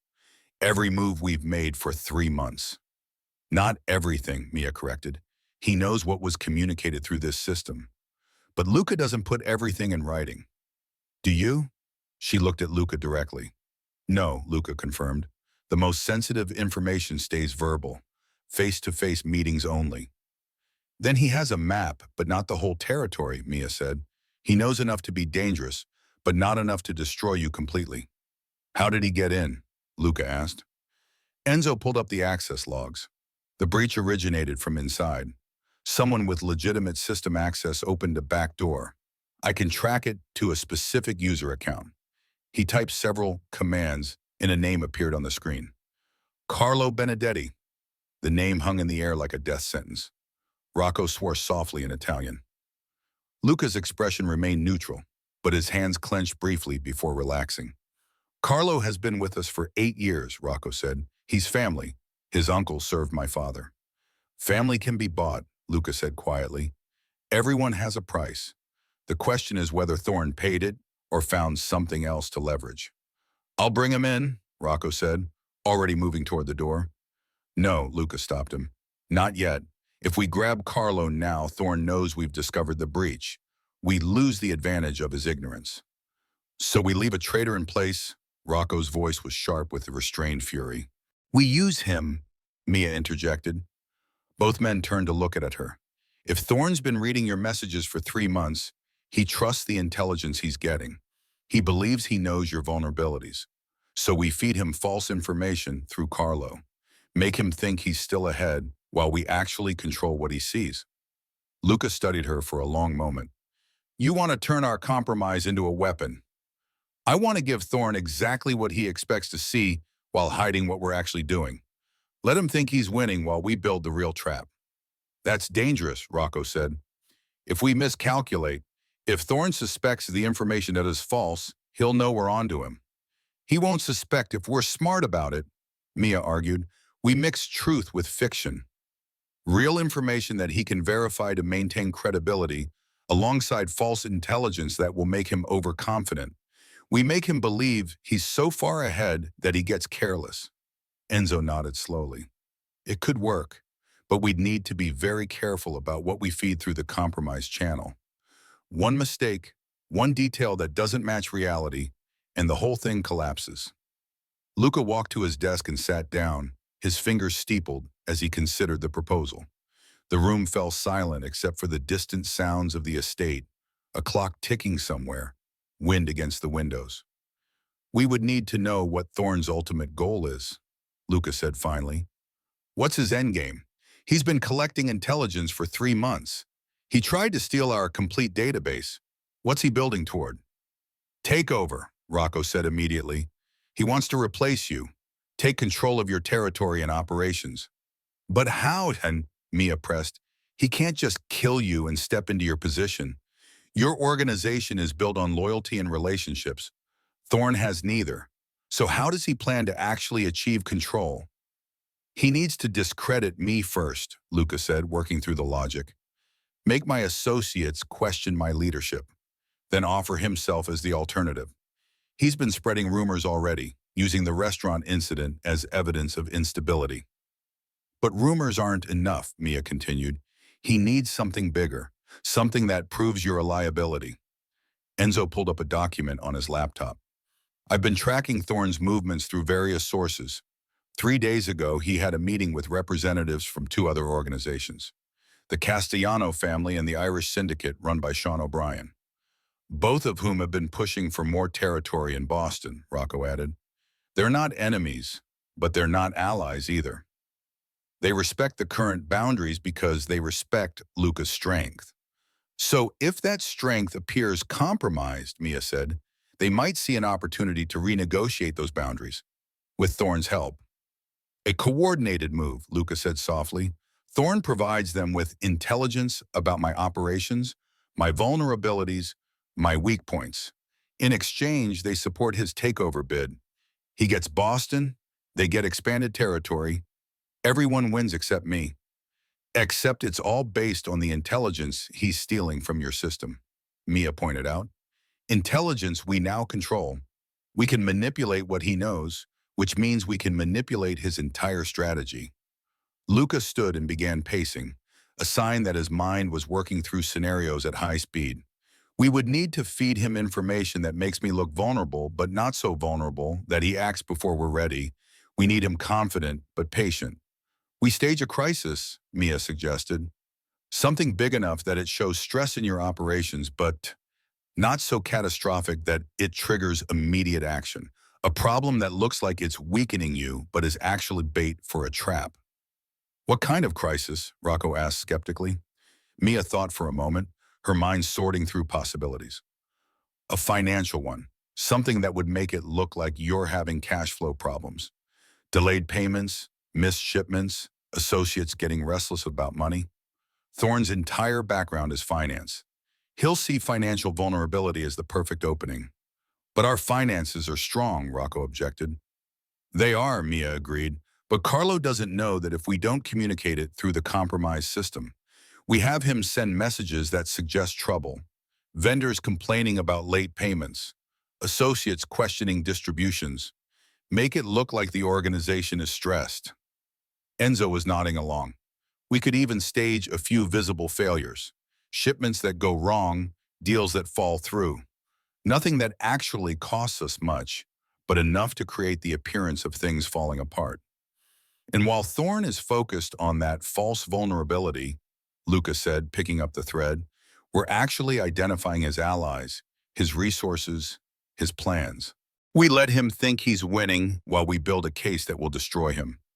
Not just destroy him, Mia said, expose him. Make his betrayal so public and so undeniable that no one in your world would ever work with him again. Rocco looked at Luca. This is risky, boss. A lot of moving parts, a lot of ways it could go wrong. Everything is risky, Luca replied. The question is whether the risk is worth the potential reward. And in this case, the reward is not just surviving Thorne's attack, but eliminating him as a threat permanently. He turned to Mia. You understand that if this plan fails, you're tied to that failure. Thorne will know you helped design the trap. That makes you a target. I became a target the moment I accepted your offer, Mia said. At least this way, I'm a target doing something productive instead of just waiting for the next crisis. Fair point. Luca returned to his desk and pulled out a notepad. All right, we implement your plan. Enzo, you work with Ms. Vance to design the false intelligence we'll feed through Carlo. Make it convincing. Use real operational details where necessary to maintain credibility. Rocco, you start documenting Thorne's movements and contacts. I want to know everyone he's talking to, everyone who might be part of his scheme. We need the full picture of his alliance before we spring the trap. And me? Mia asked. You keep doing what you're doing. Audit our systems, identify real vulnerabilities we need to fix, and design the perfect bait to make Thorne overconfident. You're the architect of this operation, Ms. Vance.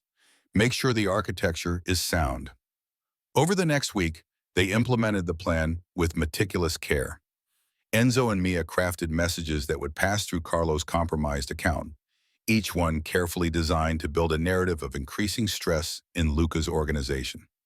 A shipment delayed due to logistics issues, an associate expressing concern about payment timing, a warehouse that had to be closed temporarily for renovations, which really meant we can't pay the rent. Each message was a small brick in a wall of deception. Individually, they might be dismissed as normal operational hiccups. Together, they painted a picture of an organization under strain. Mia insisted on mixing truth with fiction. Some of the problems they referenced were real, verifiable if Thorne checked. Others were complete fabrications. The combination made the whole narrative more believable. People believe lies when they're wrapped in truth, she explained to Enzo as they crafted another message. Give him enough real information to verify, and he'll stop questioning the parts he can't verify. Meanwhile, Rocco's surveillance confirmed what they suspected. Thorne was indeed building an alliance. The Castellano family and O'Brien's syndicate were both in discussions with him. More concerning, Thorne had reached out to several of Luca's own associates, quietly probing their loyalty with suggestions that better opportunities might be available soon. He's building a coalition, Rocco reported during one of their evening briefings, not just to attack but to replace. He wants to step into your position with enough backing that resistance would be futile. How long until he moves? Luca asked. My sources suggest he's planning something for mid-November, 3 weeks from now, probably waiting to see if your financial situation deteriorates further. Then we have 3 weeks to build our countermove, Luca said. Ms. Vance, how do we expose him? Mia had been thinking about this question for days. We need to catch him in an undeniable act of betrayal. Something public enough that all his potential allies see it. Something that proves he can't be trusted. The code, Enzo suggested. The malicious code he tried to plant in the deal documents. That's proof of his intent. But only to us, Mia countered. Other organizations wouldn't care about technical details. We need something they understand viscerally, something that violates the codes they operate under. A violation of trust, Luca said slowly. In our world, betrayal is the ultimate sin. If we can prove Thorne was planning to betray not just me, but everyone he's trying to work with. Mia felt an idea forming. What if we make him reveal his own plan? Set up a situation where he explains his betrayal himself, on record, to people who would never forgive it?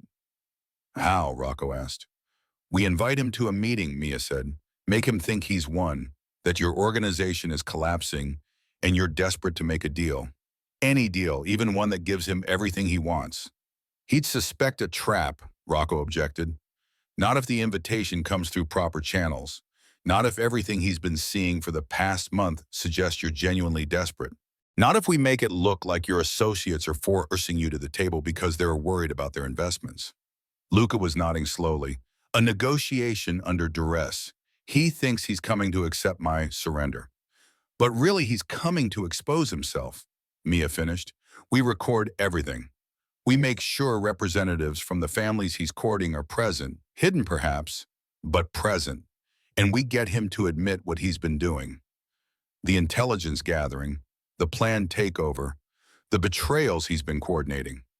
And when the Castellanos and O'Brien hear him admit he was planning to manipulate them too, Enzo said, they'll turn on him immediately. No one wants to work with someone who can't be trusted, Mia said. If we can prove Thorne is fundamentally untrustworthy, he becomes radioactive. No one will touch him. His whole power base collapses. Rocco looked at Luca.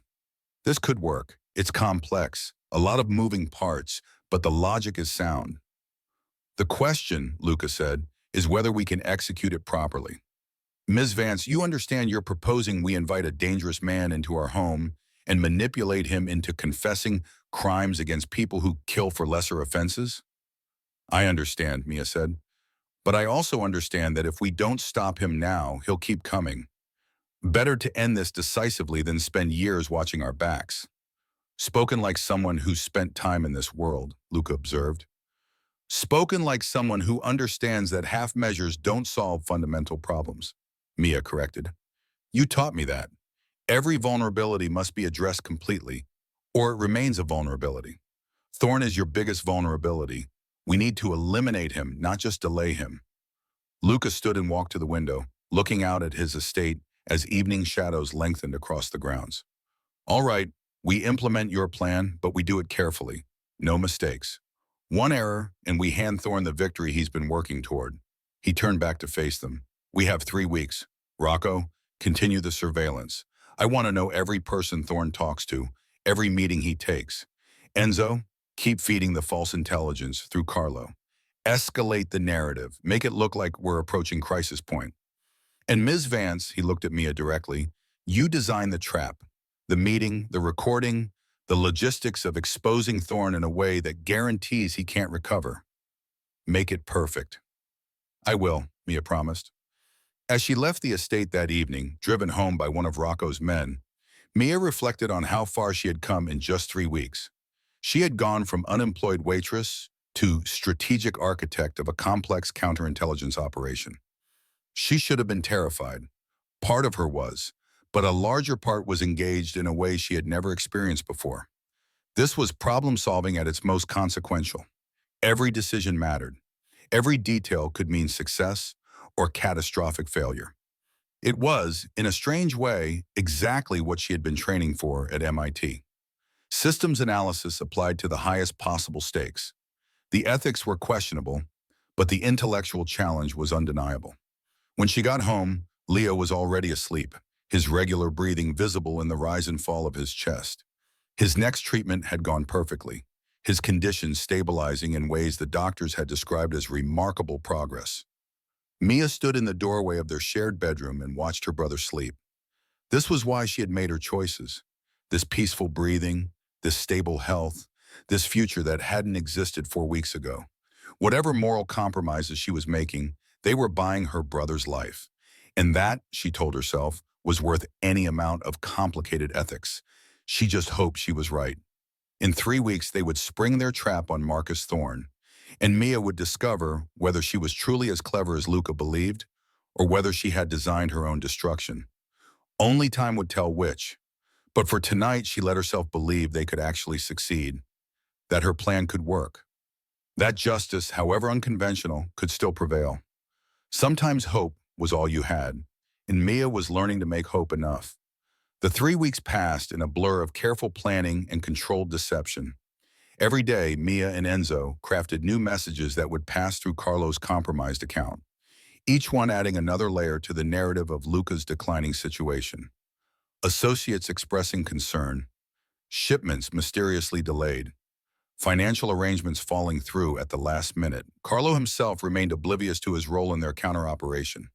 He continued his duties, unaware that every message he thought he was secretly passing to Thorne was actually being carefully orchestrated by the very people he was betraying. Mia found herself thinking about Carlo sometimes, wondering what Thorne had offered or threatened to make betrayal seem worthwhile. Money, probably. Or perhaps leverage. Maybe Thorne had found some weakness, some debt or secret that could be exploited. In this world, loyalty was a commodity that could be bought, sold, or stolen like anything else. Meanwhile, Rocco's surveillance had confirmed that Thorne was taking the bait. His meetings with the Castellano family and O'Brien's syndicate had intensified. He was positioning himself as the solution to a problem he had helped create, the steady hand that could take over when Luca's leadership inevitably collapsed. "He's getting cocky," Rocco reported during one evening briefing. "He's not even being careful anymore." Yesterday, he had lunch with Vincent Castellano at a public restaurant. They were seen together by at least a dozen people who would recognize both of them. "That's good," Mia said from her position at the table, surrounded by notes and diagrams. "Arrogance makes people careless. We want him confident, bordering on reckless." "He's definitely confident," Enzo added, pulling up communications they had intercepted. "Look at this message to one of his associates. He's talking about the transition like it's already happened, assigning territories, discussing how he'll restructure operations. He thinks it's inevitable."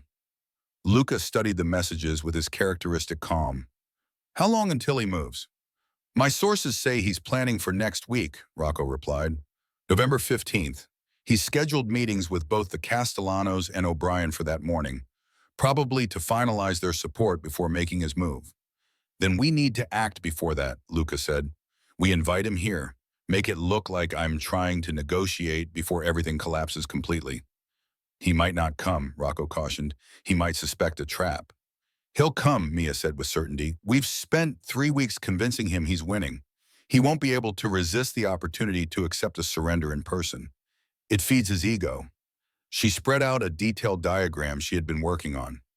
"Here's how it works. We send the invitation through Carlo, make it look like it's coming from your associates rather than you directly. The message suggests they're forcing you to the negotiating table because they're worried about their investments. That makes it look like I've lost control even of my own people," Luca said. "Exactly. Which makes you look weak and him look strong. He'll want to come personally to witness your capitulation." "And when he arrives?" Rocco asked. Mia pointed to different locations on her diagram. "The meeting happens in Luca's study. We outfit the room with cameras and microphones, hidden but high quality. Everything Thorne says will be recorded from multiple angles." "Then we need witnesses," Enzo said. "Just recording isn't enough. We need people who can testify to what they heard."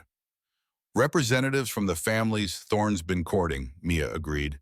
"But they can't know they're being set up as witnesses. If they think it's a trap, they'll warn Thorne or simply not show up." "So we invite them under false pretenses," Luca said, following her logic. "Make them think they're here for a different meeting. Keep them in the adjacent rooms where they can hear but not be seen. The library shares a wall with your study, Rocco noted. We could position the Castellano representative there, and the sitting room on the other side could hold O'Brien's man.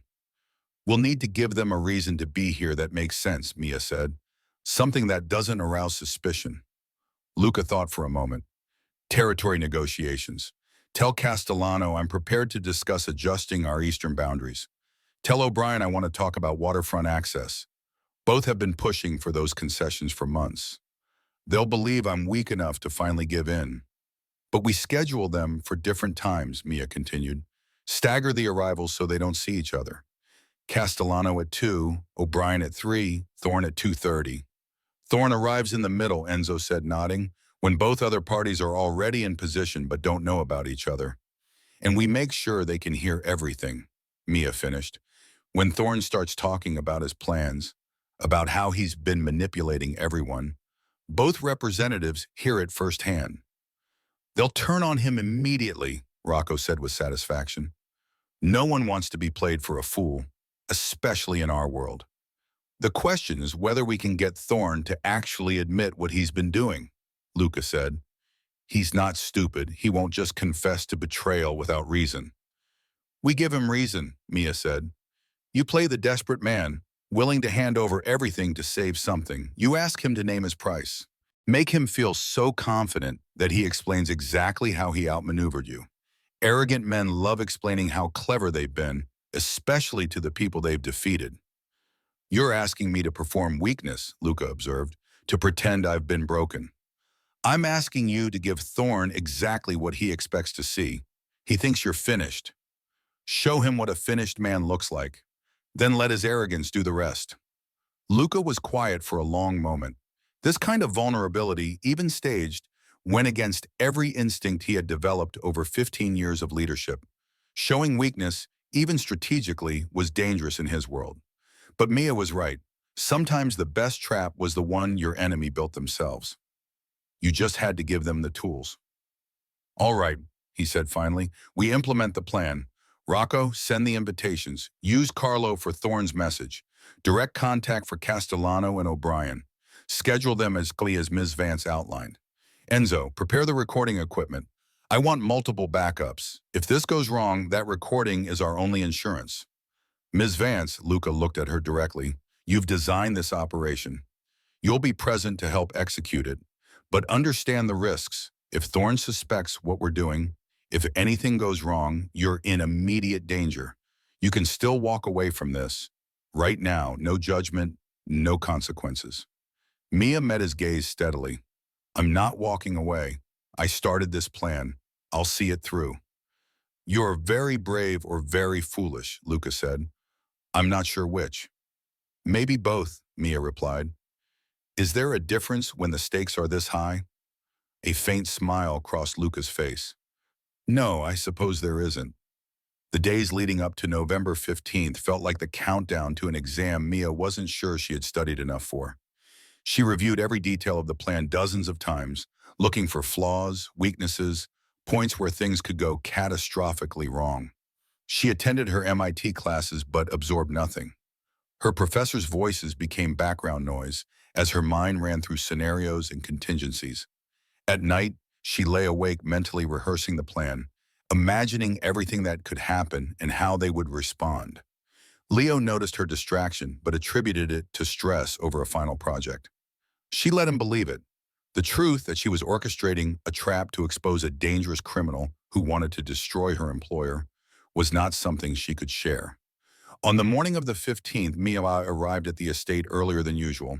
Enzo was already there making final adjustments to the recording equipment he had installed throughout the study and adjacent rooms. 5 cameras, he told her, pointing to locations invisible to anyone who didn't know where to look.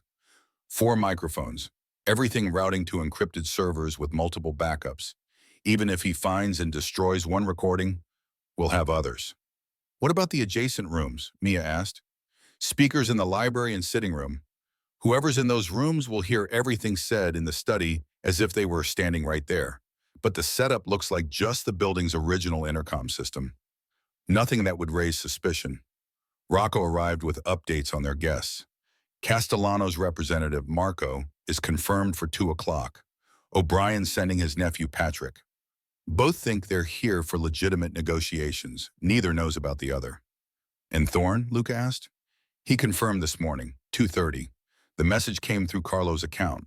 Thorne thinks you are desperate enough to make a deal, any deal, to stop your organization's collapse. Then we're ready, Mia said, though her stomach was tight with anxiety. The morning dragged with excruciating slowness. Luca spent it in his study, reviewing documents and making phone calls, performing normalcy while they all waited for the trap to spring. Mia and Enzo stayed in a guest room that had been converted into a monitoring station, watching feeds from all the cameras, ensuring the technology worked perfectly. At 1:45, Marco Castellano arrived. He was a man in his 50s, expensive suit, careful movements.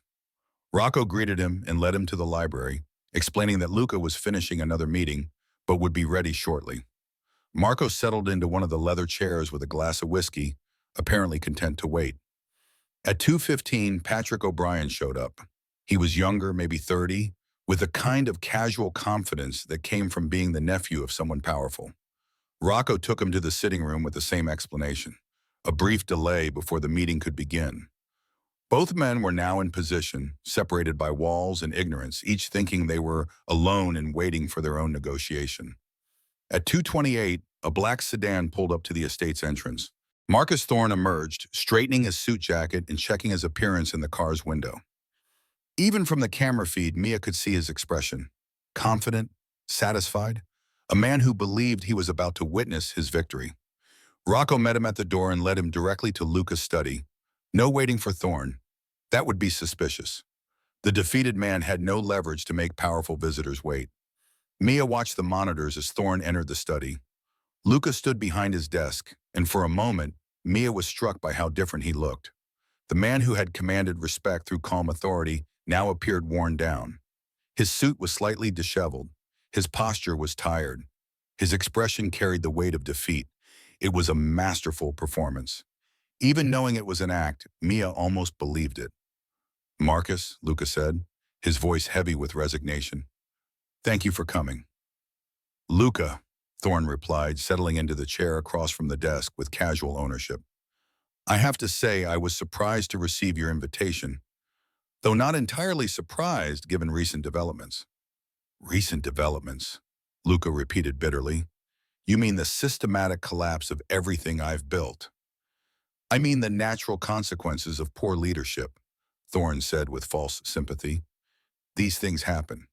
Organizations grow beyond one man's ability to manage them. It's not a failure, just reality. Is that what you call it, reality? Luca poured whiskey for both of them, his hand deliberately unsteady.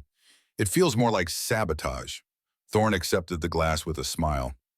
Sabotage would imply someone working against you deliberately. I've heard your troubles are internal. Associates losing confidence, financial strain, operational failures. Those are management issues, Luca, not sabotage. In the monitoring room, Mia watched Thorne's expression. He was enjoying this. Every word was calculated to twist the knife while maintaining plausible deniability. In the library, Marco Castellano had gone very still, his attention focused on the voice coming through the speaker that he probably thought was just building acoustics. In the sitting room, Patrick O'Brien had set down his phone, his expression curious. Management issues, Luca said slowly. Tell me, Marcus, how does someone manage against an enemy they can't see? Against betrayal that comes from inside their own operations? Are you suggesting someone inside your organization has been disloyal? Thorne asked, his tone perfectly calibrated between concern and condescension. I'm suggesting, Luca said, leaning forward, that someone has been reading my communications for months. Someone has been stealing intelligence and using it to undermine every move I make. Someone who wants to replace me. For just a moment, Thorne's expression flickered. A flash of something, calculation perhaps, or concern. Then his mask of sympathy returned. That's a serious accusation, he said. Do you have any proof? Enough to know it's happening. Not quite enough to know who. Luca picked up his whiskey glass and stared into it. But I know why. Someone sees weakness and wants to exploit it. Someone thinks they can do better than I have. Maybe they're right. Luca, you can't think like that, Thorne said, his voice dripping with false concern. You've built something impressive. Yes, you're facing challenges now, but that doesn't mean you should just surrender. What if I want to surrender? Luca asked. And the vulnerability in his voice was so convincing that even Mia, who knew it was an act, felt a twist of sympathy. What if I'm tired of fighting battles I can't win? What if I want to make a deal with whoever's been undermining me? Give them what they want before they take it by force. Thorne leaned back in his chair, studying Luca with new interest. What exactly are you proposing? I'm proposing we stop pretending, Luca said bluntly. We both know you've been behind this. The intelligence gathering, the alliance building with Castellano and O'Brien, the systematic dismantling of my credibility. It's been you from the beginning. Mia held her breath. This was the moment. Either Thorne would confess, drawn by arrogance and the apparent victory within reach, or he would deny everything and the trap would fail. Thorne was silent for a long moment. Then slowly a smile spread across his face, not the false sympathetic smile he had been wearing. A real smile, predatory and satisfied. Well, he said, this is refreshing. I didn't expect you to figure it out. At least, not this quickly. I'm not as incompetent as you've made me look, Luca said quietly. No, Thorne agreed, you're not, which is why I've had to be so thorough. Taking down someone like you requires precision, planning, patience. He sipped his whiskey, clearly enjoying the moment. Do you want to know how I did it? I think I deserve that much, Luca said, and there was real bitterness in his voice now. In the library and sitting room, both Marco and Patrick were now fully alert, listening intently to every word. It started with Carlo, Thorne said, and Mia felt a surge of triumph. He was confessing, actually confessing. Loyal Carlo, who's been with your organization for 8 years. Did you know his daughter has cancer? Expensive cancer, the kind that destroys families financially. You paid for her treatment, Luca said flatly. I did more than that. I gave him hope. And in exchange, all I asked was access, just a small back door into your communication systems. Nothing that would hurt anyone, I told him. Just a way to ensure I wasn't making a mistake with our business deal. And he believed you. He wanted to believe me, Thorne corrected, because the alternative was watching his daughter die. People will justify anything when someone they love is at stake. The words hit Mia harder than she expected. Was she really any different from Carlo? She had made her own compromises, her own moral calculations, all to save her brother. The line between betrayal and survival was thinner than she had wanted to believe. So you read my communications, Luca continued. Learned my operations, found my vulnerabilities, and exploited them beautifully, Thorne said with genuine pride. Every weak point I discovered, I pushed on. Every associate who seemed uncertain, I approached. Every financial strain, I amplified. The restaurant incident was just the beginning, a public embarrassment to start the narrative of instability. Everything after that was building on that foundation. And the malicious code in the contract documents, that was your endgame? That was insurance, Thorne admitted. If the gradual approach didn't work, if you somehow stabilized before I could build my coalition, I wanted a way to take everything at once. Your complete database, every contact, every operation, every secret. With that, I wouldn't need a gradual takeover. I could simply replace you overnight. Why me, Luca asked. Why go to all this trouble? There are easier territories to acquire. Because Boston is the crown jewel, Thorne said simply, and because you've run it with rules that make you weak. No drugs, no human trafficking, violence only as a last resort. You've built an organization with a conscience, Luca. That's admirable. It's also a fatal flaw. You think ethics are weakness. I think ethics are luxury, Thorne said. Luxuries that limit profit and power. Under my leadership, Boston will reach its full potential. The Castellanos get expanded Eastern Territory. O'Brien gets waterfront access. And I get the largest, most profitable operation on the coast. And all it cost you was betraying everyone you've dealt with, Luca said quietly. Betrayal is such a harsh word, Thorne said with a wave. I prefer to think of it as optimizing outcomes. Everyone gets something they want. Yes, you lose. But that was inevitable from the moment you chose conscience over capability. In the library, Marco Castellano had stood up, his face dark with fury. In the sitting room, Patrick O'Brien was on his phone, typing furiously. In the study, Luca's expression changed. The defeated exhaustion dropped away like a mask removed, replaced by cold fury that made even Thorne lean back slightly. "There's one detail you got wrong, Marcus," Luca said, his voice dropping to the quiet intensity that was far more dangerous than any shout. "You assumed I was defeated. You assumed the chaos you were seeing was real. You assumed I hadn't discovered your betrayal weeks ago and turned it against you." Thorne's smile faltered. "What are you talking about?" "I'm talking about the fact that we've been feeding you false intelligence through Carlo for 3 weeks," Luca said calmly. "The financial strain, the operational failures, the associates losing confidence. All of it carefully crafted to make you overconfident, to make you cocky enough to come here and confess everything." The color drained from Thorne's face. "You're lying." "I'm not," Luca said. He pressed a button on his desk, and the hidden screens around the study came to life, showing video feeds from multiple angles. "And everything you've said for the past 15 minutes has been recorded. Multiple cameras, multiple microphones, multiple backups. Your entire confession, preserved perfectly." Thorne stood up quickly, his chair scraping against the floor. "You can't use that. It's not admissible in court." "I don't need a court," Luca said. "I need witnesses." He pressed another button, and the doors to the library and sitting room opened simultaneously. Marco Castellano walked in from one side, his expression murderous. Patrick O'Brien entered from the other, his phone still in his hand. "We heard everything," Marco said, his voice shaking with controlled rage. "Every word.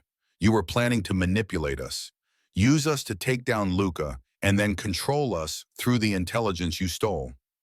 "You're a traitor," Patrick added, "to Luca, to your word, to everyone you've dealt with. In our world, that's unforgivable." Thorne looked between them, calculation visible on his face as he tried to find an escape, a way to talk himself out of the trap he had walked into. "Now wait, let's be reasonable. Everything I said, that was just hypothetical. I was simply discussing possibilities." "No," Luca said firmly, "you were confessing, and you did so because your arrogance made you careless. You thought you had won, so you couldn't resist explaining how clever you'd been. That's always been your weakness, Marcus. You're brilliant, but you can't resist showing people how brilliant you are." "You have two choices," Marco said, stepping forward. "You can accept that your plans are finished and disappear quietly. Leave Boston, leave the coast, and never come back. Or you can try to fight this, in which case the three families here represented will make sure you don't survive the attempt." "That's not a choice," Thorne said desperately. "That's exile or death." "Those are your options," Patrick confirmed. "Personally, I hope you choose to fight. I'm not fond of betrayal. Neither is my uncle." Thorne looked at Luca with pure hatred. "This isn't over." "Yes," Luca said quietly. "It is. You have 24 hours to leave Boston. After that, you're a target for 3 different organizations who now know exactly what kind of man you are. I'd suggest you use that time wisely." For a moment, it looked like Thorne might try something desperate. Then his shoulders sagged, and he walked toward the door, defeated in a way that was real, not performed. At the threshold, he turned back. "You should have taken my deal at the restaurant. It would have been easier for everyone." "No," Luca said. "It would have been easier for you. And I don't make business decisions based on what's easy. I make them based on what's right." Thorne left without another word. Rocco appeared from the hallway and escorted him to his car, ensuring he actually departed the property. After he was gone, the 3 men stood in the study, the adrenaline of the confrontation slowly fading into something like relief. "That was well done," Marco said, looking at Luca with respect. "The trap, the witnesses, the recording, professionally executed." "I had help," Luca said, gesturing toward the monitoring room where Mia and Enzo had watched everything unfold.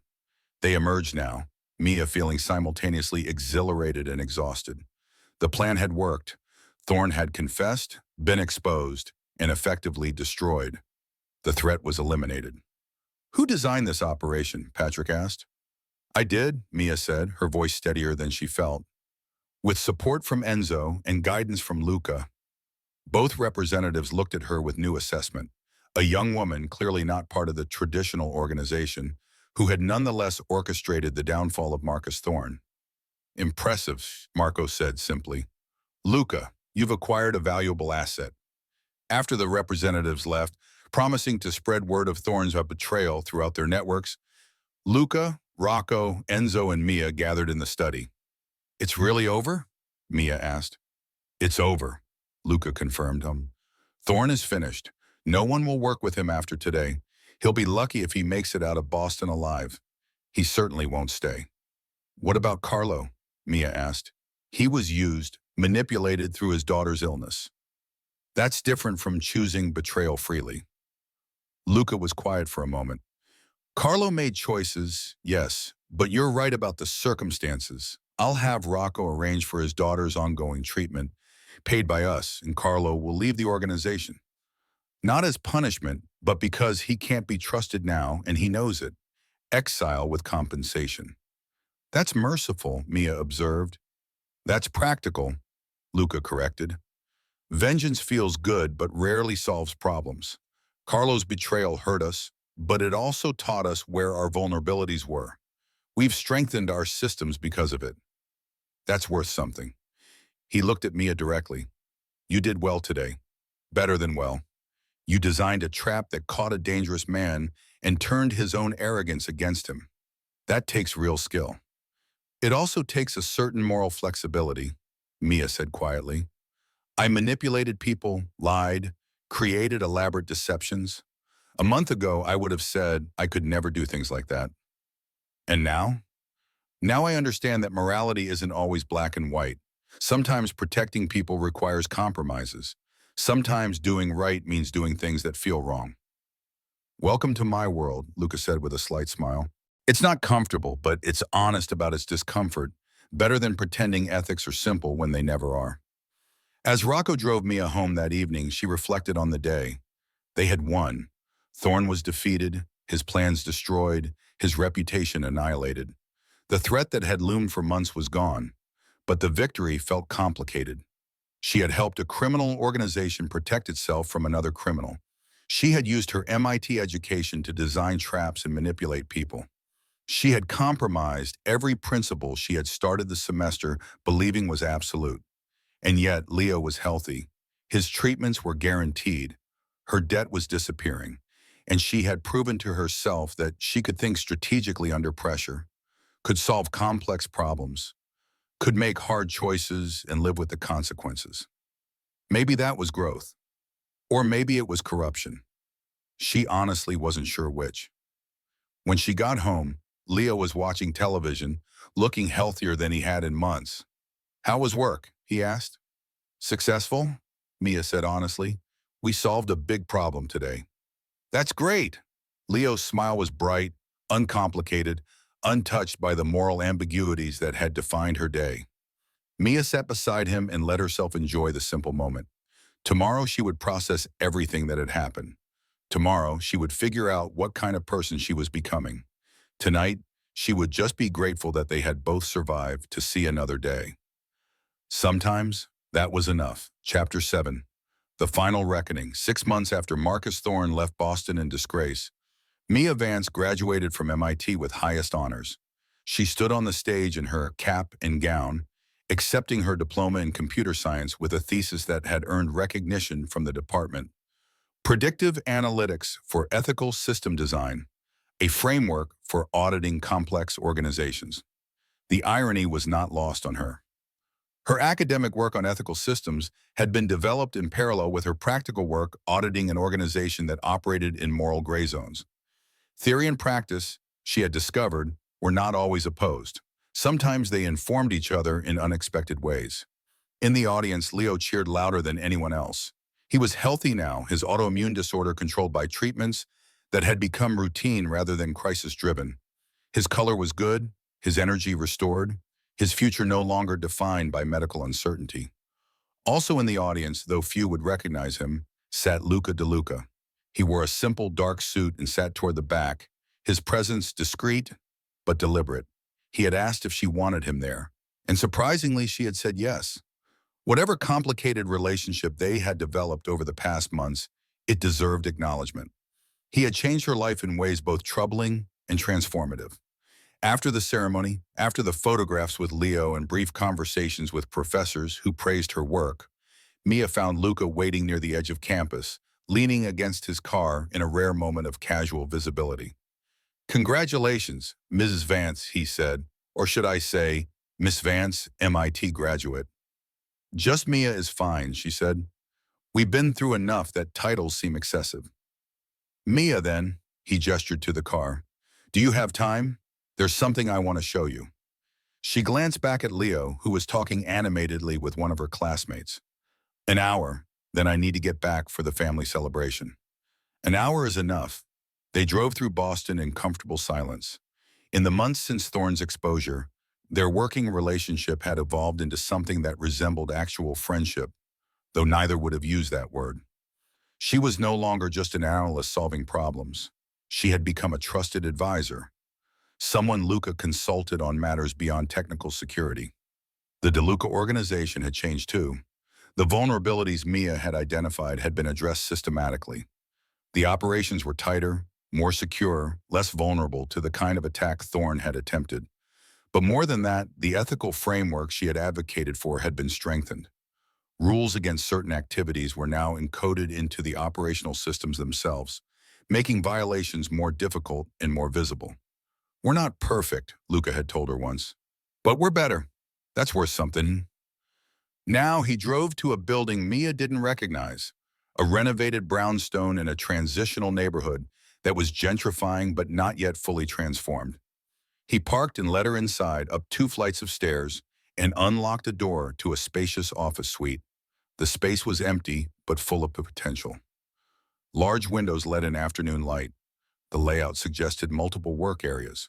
The location was convenient to both MIT and downtown Boston. "What is this?" Mia asked. "Your office," Luca said simply. "If you want it." She turned to look at him, surprised. "What? You're graduating. I assume you've been considering what comes next. Job offers from tech companies. Graduate school, perhaps. Traditional paths for someone with your credentials." He walked to the window and looked out at the street below. "I'm offering you an alternative. I already work for you. You work for me part-time while finishing school. I'm proposing something different. Your own operation, independent consulting. You'd audit organizations, any organizations, not just mine. Use your skills to identify vulnerabilities, design ethical frameworks, help companies, legitimate and otherwise, operate more cleanly."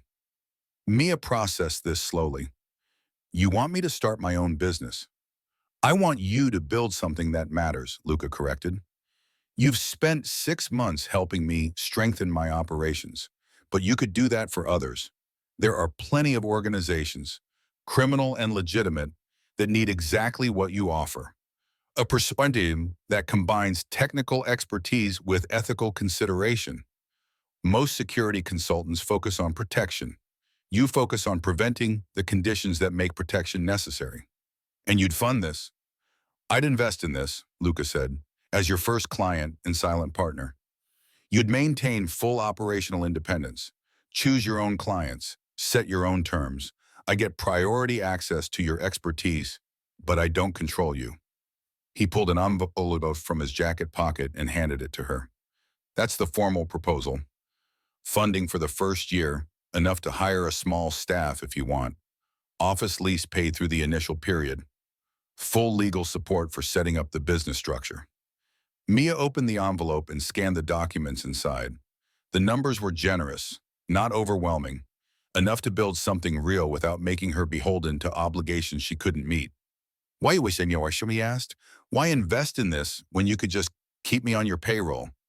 "Because you're too valuable to keep trapped in my world alone," Luca said honestly. "You have a gift, Mia. You see systems in ways most people can't. You understand that ethics and pragmatism aren't opposites. They're different tools for solving the same problems. That perspective is rare. It should be available to more than just me. He paused, then added, and selfishly, I benefit from you having a broader perspective. If you only work for me, you only see my problems. If you work for others too, you learn things that make you better at helping me. Everyone wins. Mia walked through the empty office, imagining what it could become. A space dedicated to the kind of work she had discovered she was good at. Analysis, system design, ethical framework development, problems that engaged her intellectually while serving purposes that mattered. I'd need to maintain boundaries, she said. There are organizations I wouldn't work for, activities I wouldn't support. Understood your ethics, your choices, and if those choices sometimes conflict with your interests, then we have a conversation about it, Lucas said. Like adults, like partners. I'm not looking for an employee, Mia. I'm looking for an ally. Someone whose judgment I trust, even when it contradicts my own preferences. She thought about the past 6 months, about how she had gone from desperate waitress to trusted advisor, about the compromises she had made and the principles she had maintained despite everything, about Leo's health and her own growth, and the complicated space between moral purity and practical effectiveness. I'll need time to think about it, she said finally. Of course, take a week. 2 if you need it. The offer doesn't expire. As they drove back to campus, Mia's phone buzzed with a text from Enzo. Congratulations on graduation. Also, new project just came in. Interested? She smiled at the message. Enzo had become a genuine friend over the months, someone who understood the technical challenges and ethical complications of their work. They had developed a partnership that felt natural, complementary skills combining into something more effective than either could achieve alone. That evening, after the family celebration with Leo and a few close friends, Mia sat in their apartment and really considered Luca's offer. She pulled up her laptop and began making lists, a habit from her MIT days. Pros and cons, opportunities and risks, questions that needed answering. Pros: independence, her own operation, her own choices, meaningful work, actually making organizations more ethical, not just more secure. Financial stability, Leo's treatment secured long-term. Challenge: every new client would be a new complex problem to solve. Growth, she'd learn constantly, across different industries and organizational types. Cons: moral ambiguity. Some clients would be difficult to justify. Risk: working with powerful organizations meant making powerful enemies. Isolation: running her own business meant less structure, more responsibility. Complexity: balancing multiple clients with competing interests would be challenging. She stared at the lists, but they didn't capture what she was really wrestling with. The question wasn't about pros and cons. It was about identity. Who was Amelia Vance becoming? And was she comfortable with that transformation? 6 months ago, she had been sure of her ethical boundaries. Right was clear, wrong was obvious. The world was black and white, and she operated in the bright territory of moral certainty. Now she understood that the world was infinite shades of gray. That doing good often required working with people who did bad. That perfect ethics were a luxury most people couldn't afford. That sometimes the best you could do was make marginally better choices in a system designed to reward worse ones. Was that wisdom or rationalization, growth or corruption? She honestly didn't know, but she knew this. Leo was healthy. She had proven herself capable in ways she never imagined.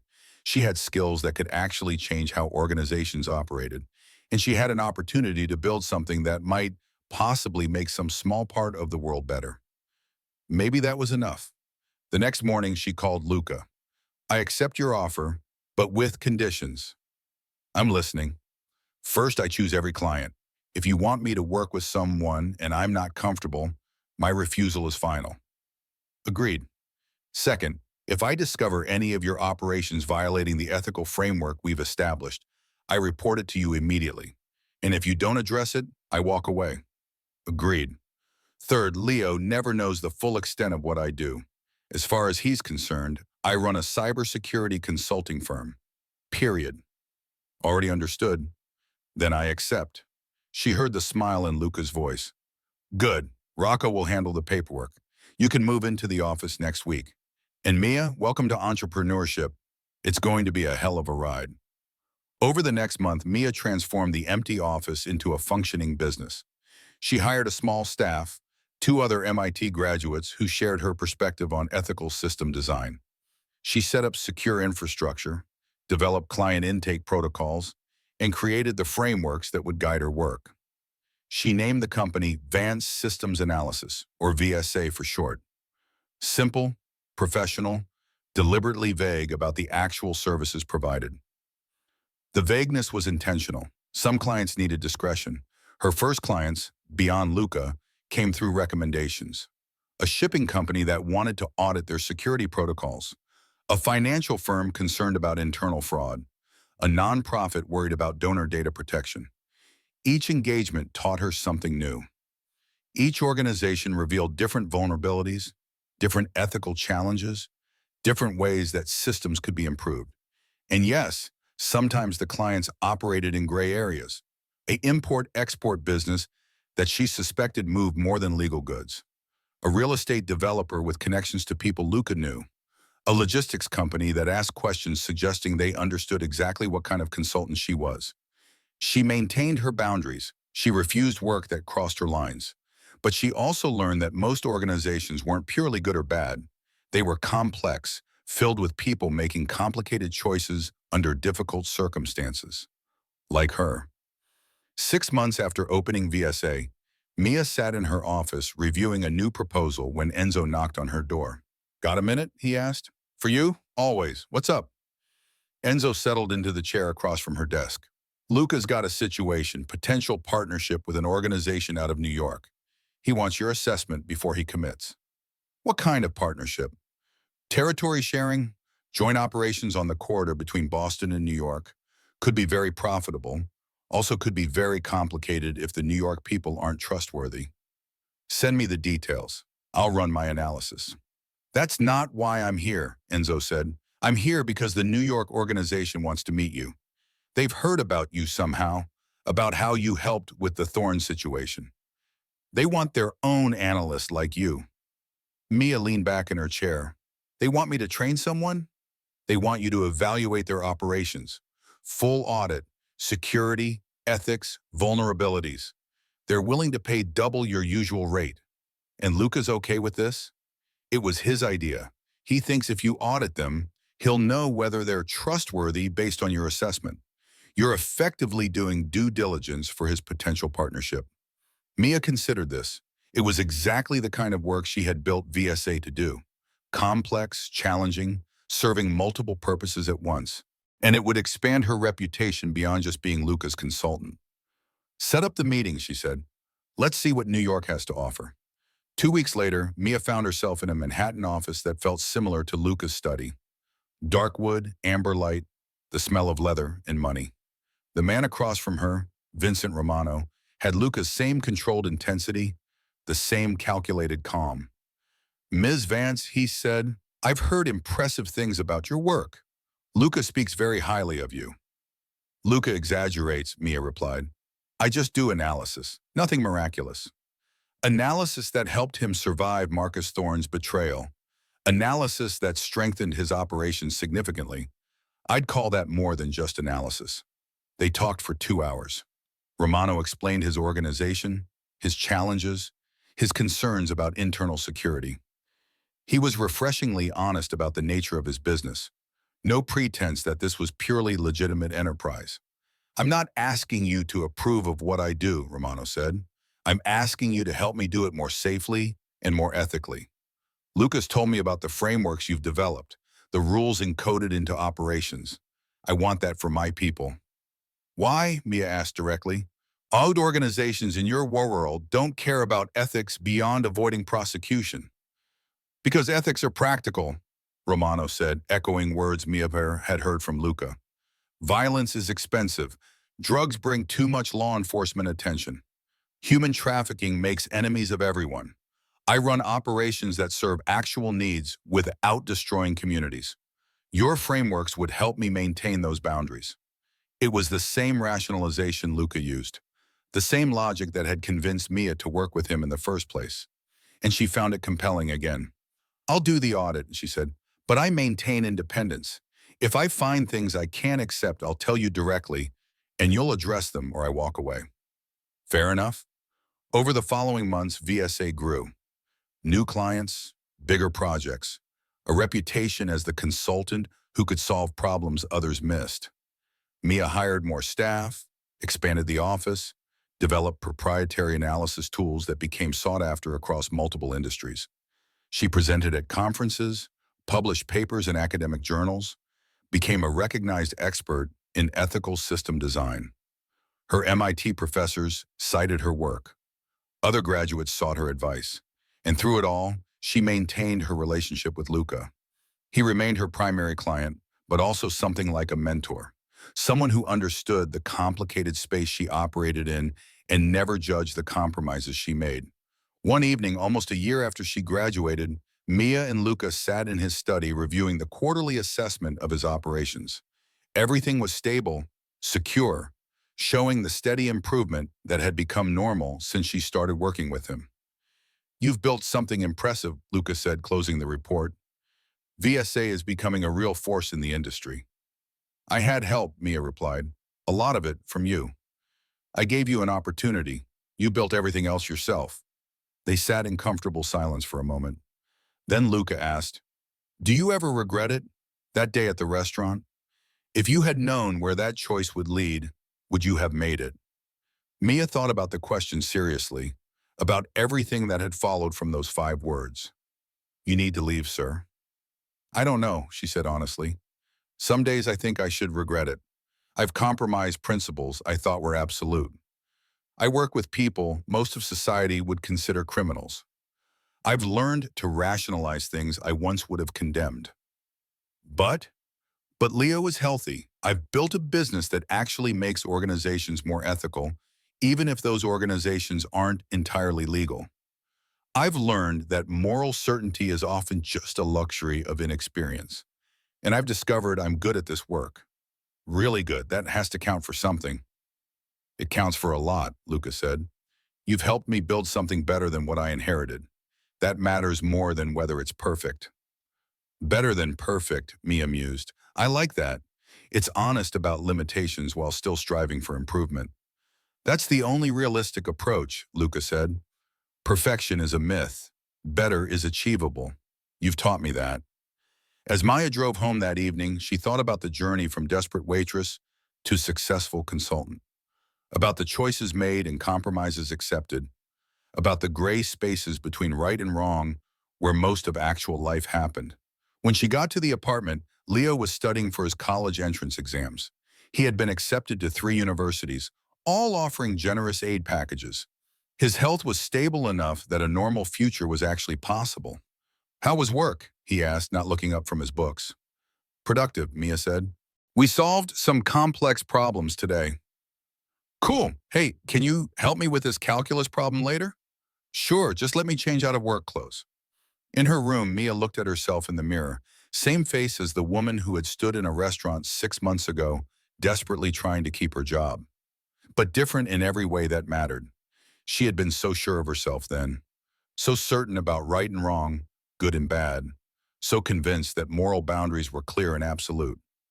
Now she knew better, knew that survival required flexibility, that helping people sometimes meant working with flawed systems, that the best you could usually do was make marginally better choices in a world designed to reward worse ones. Was that wisdom or rationalization? Both, probably, and that was okay. Because the alternative, maintaining perfect ethics while her brother died and her own potential went unrealized, that wasn't actually more moral. It was just more comfortable. Easier to judge from a position of privilege than to make hard choices in difficult circumstances. She thought about Marcus Thorne, destroyed by his own arrogance and betrayal, about Carlo, exiled but with his daughter receiving continued care, about Luca, trying to run a criminal organization with something resembling honor, about herself building a business that made bad things marginally better. None of it was perfect, but all of it was real. And in the end, she would rather live in complicated reality than die in simple fantasy.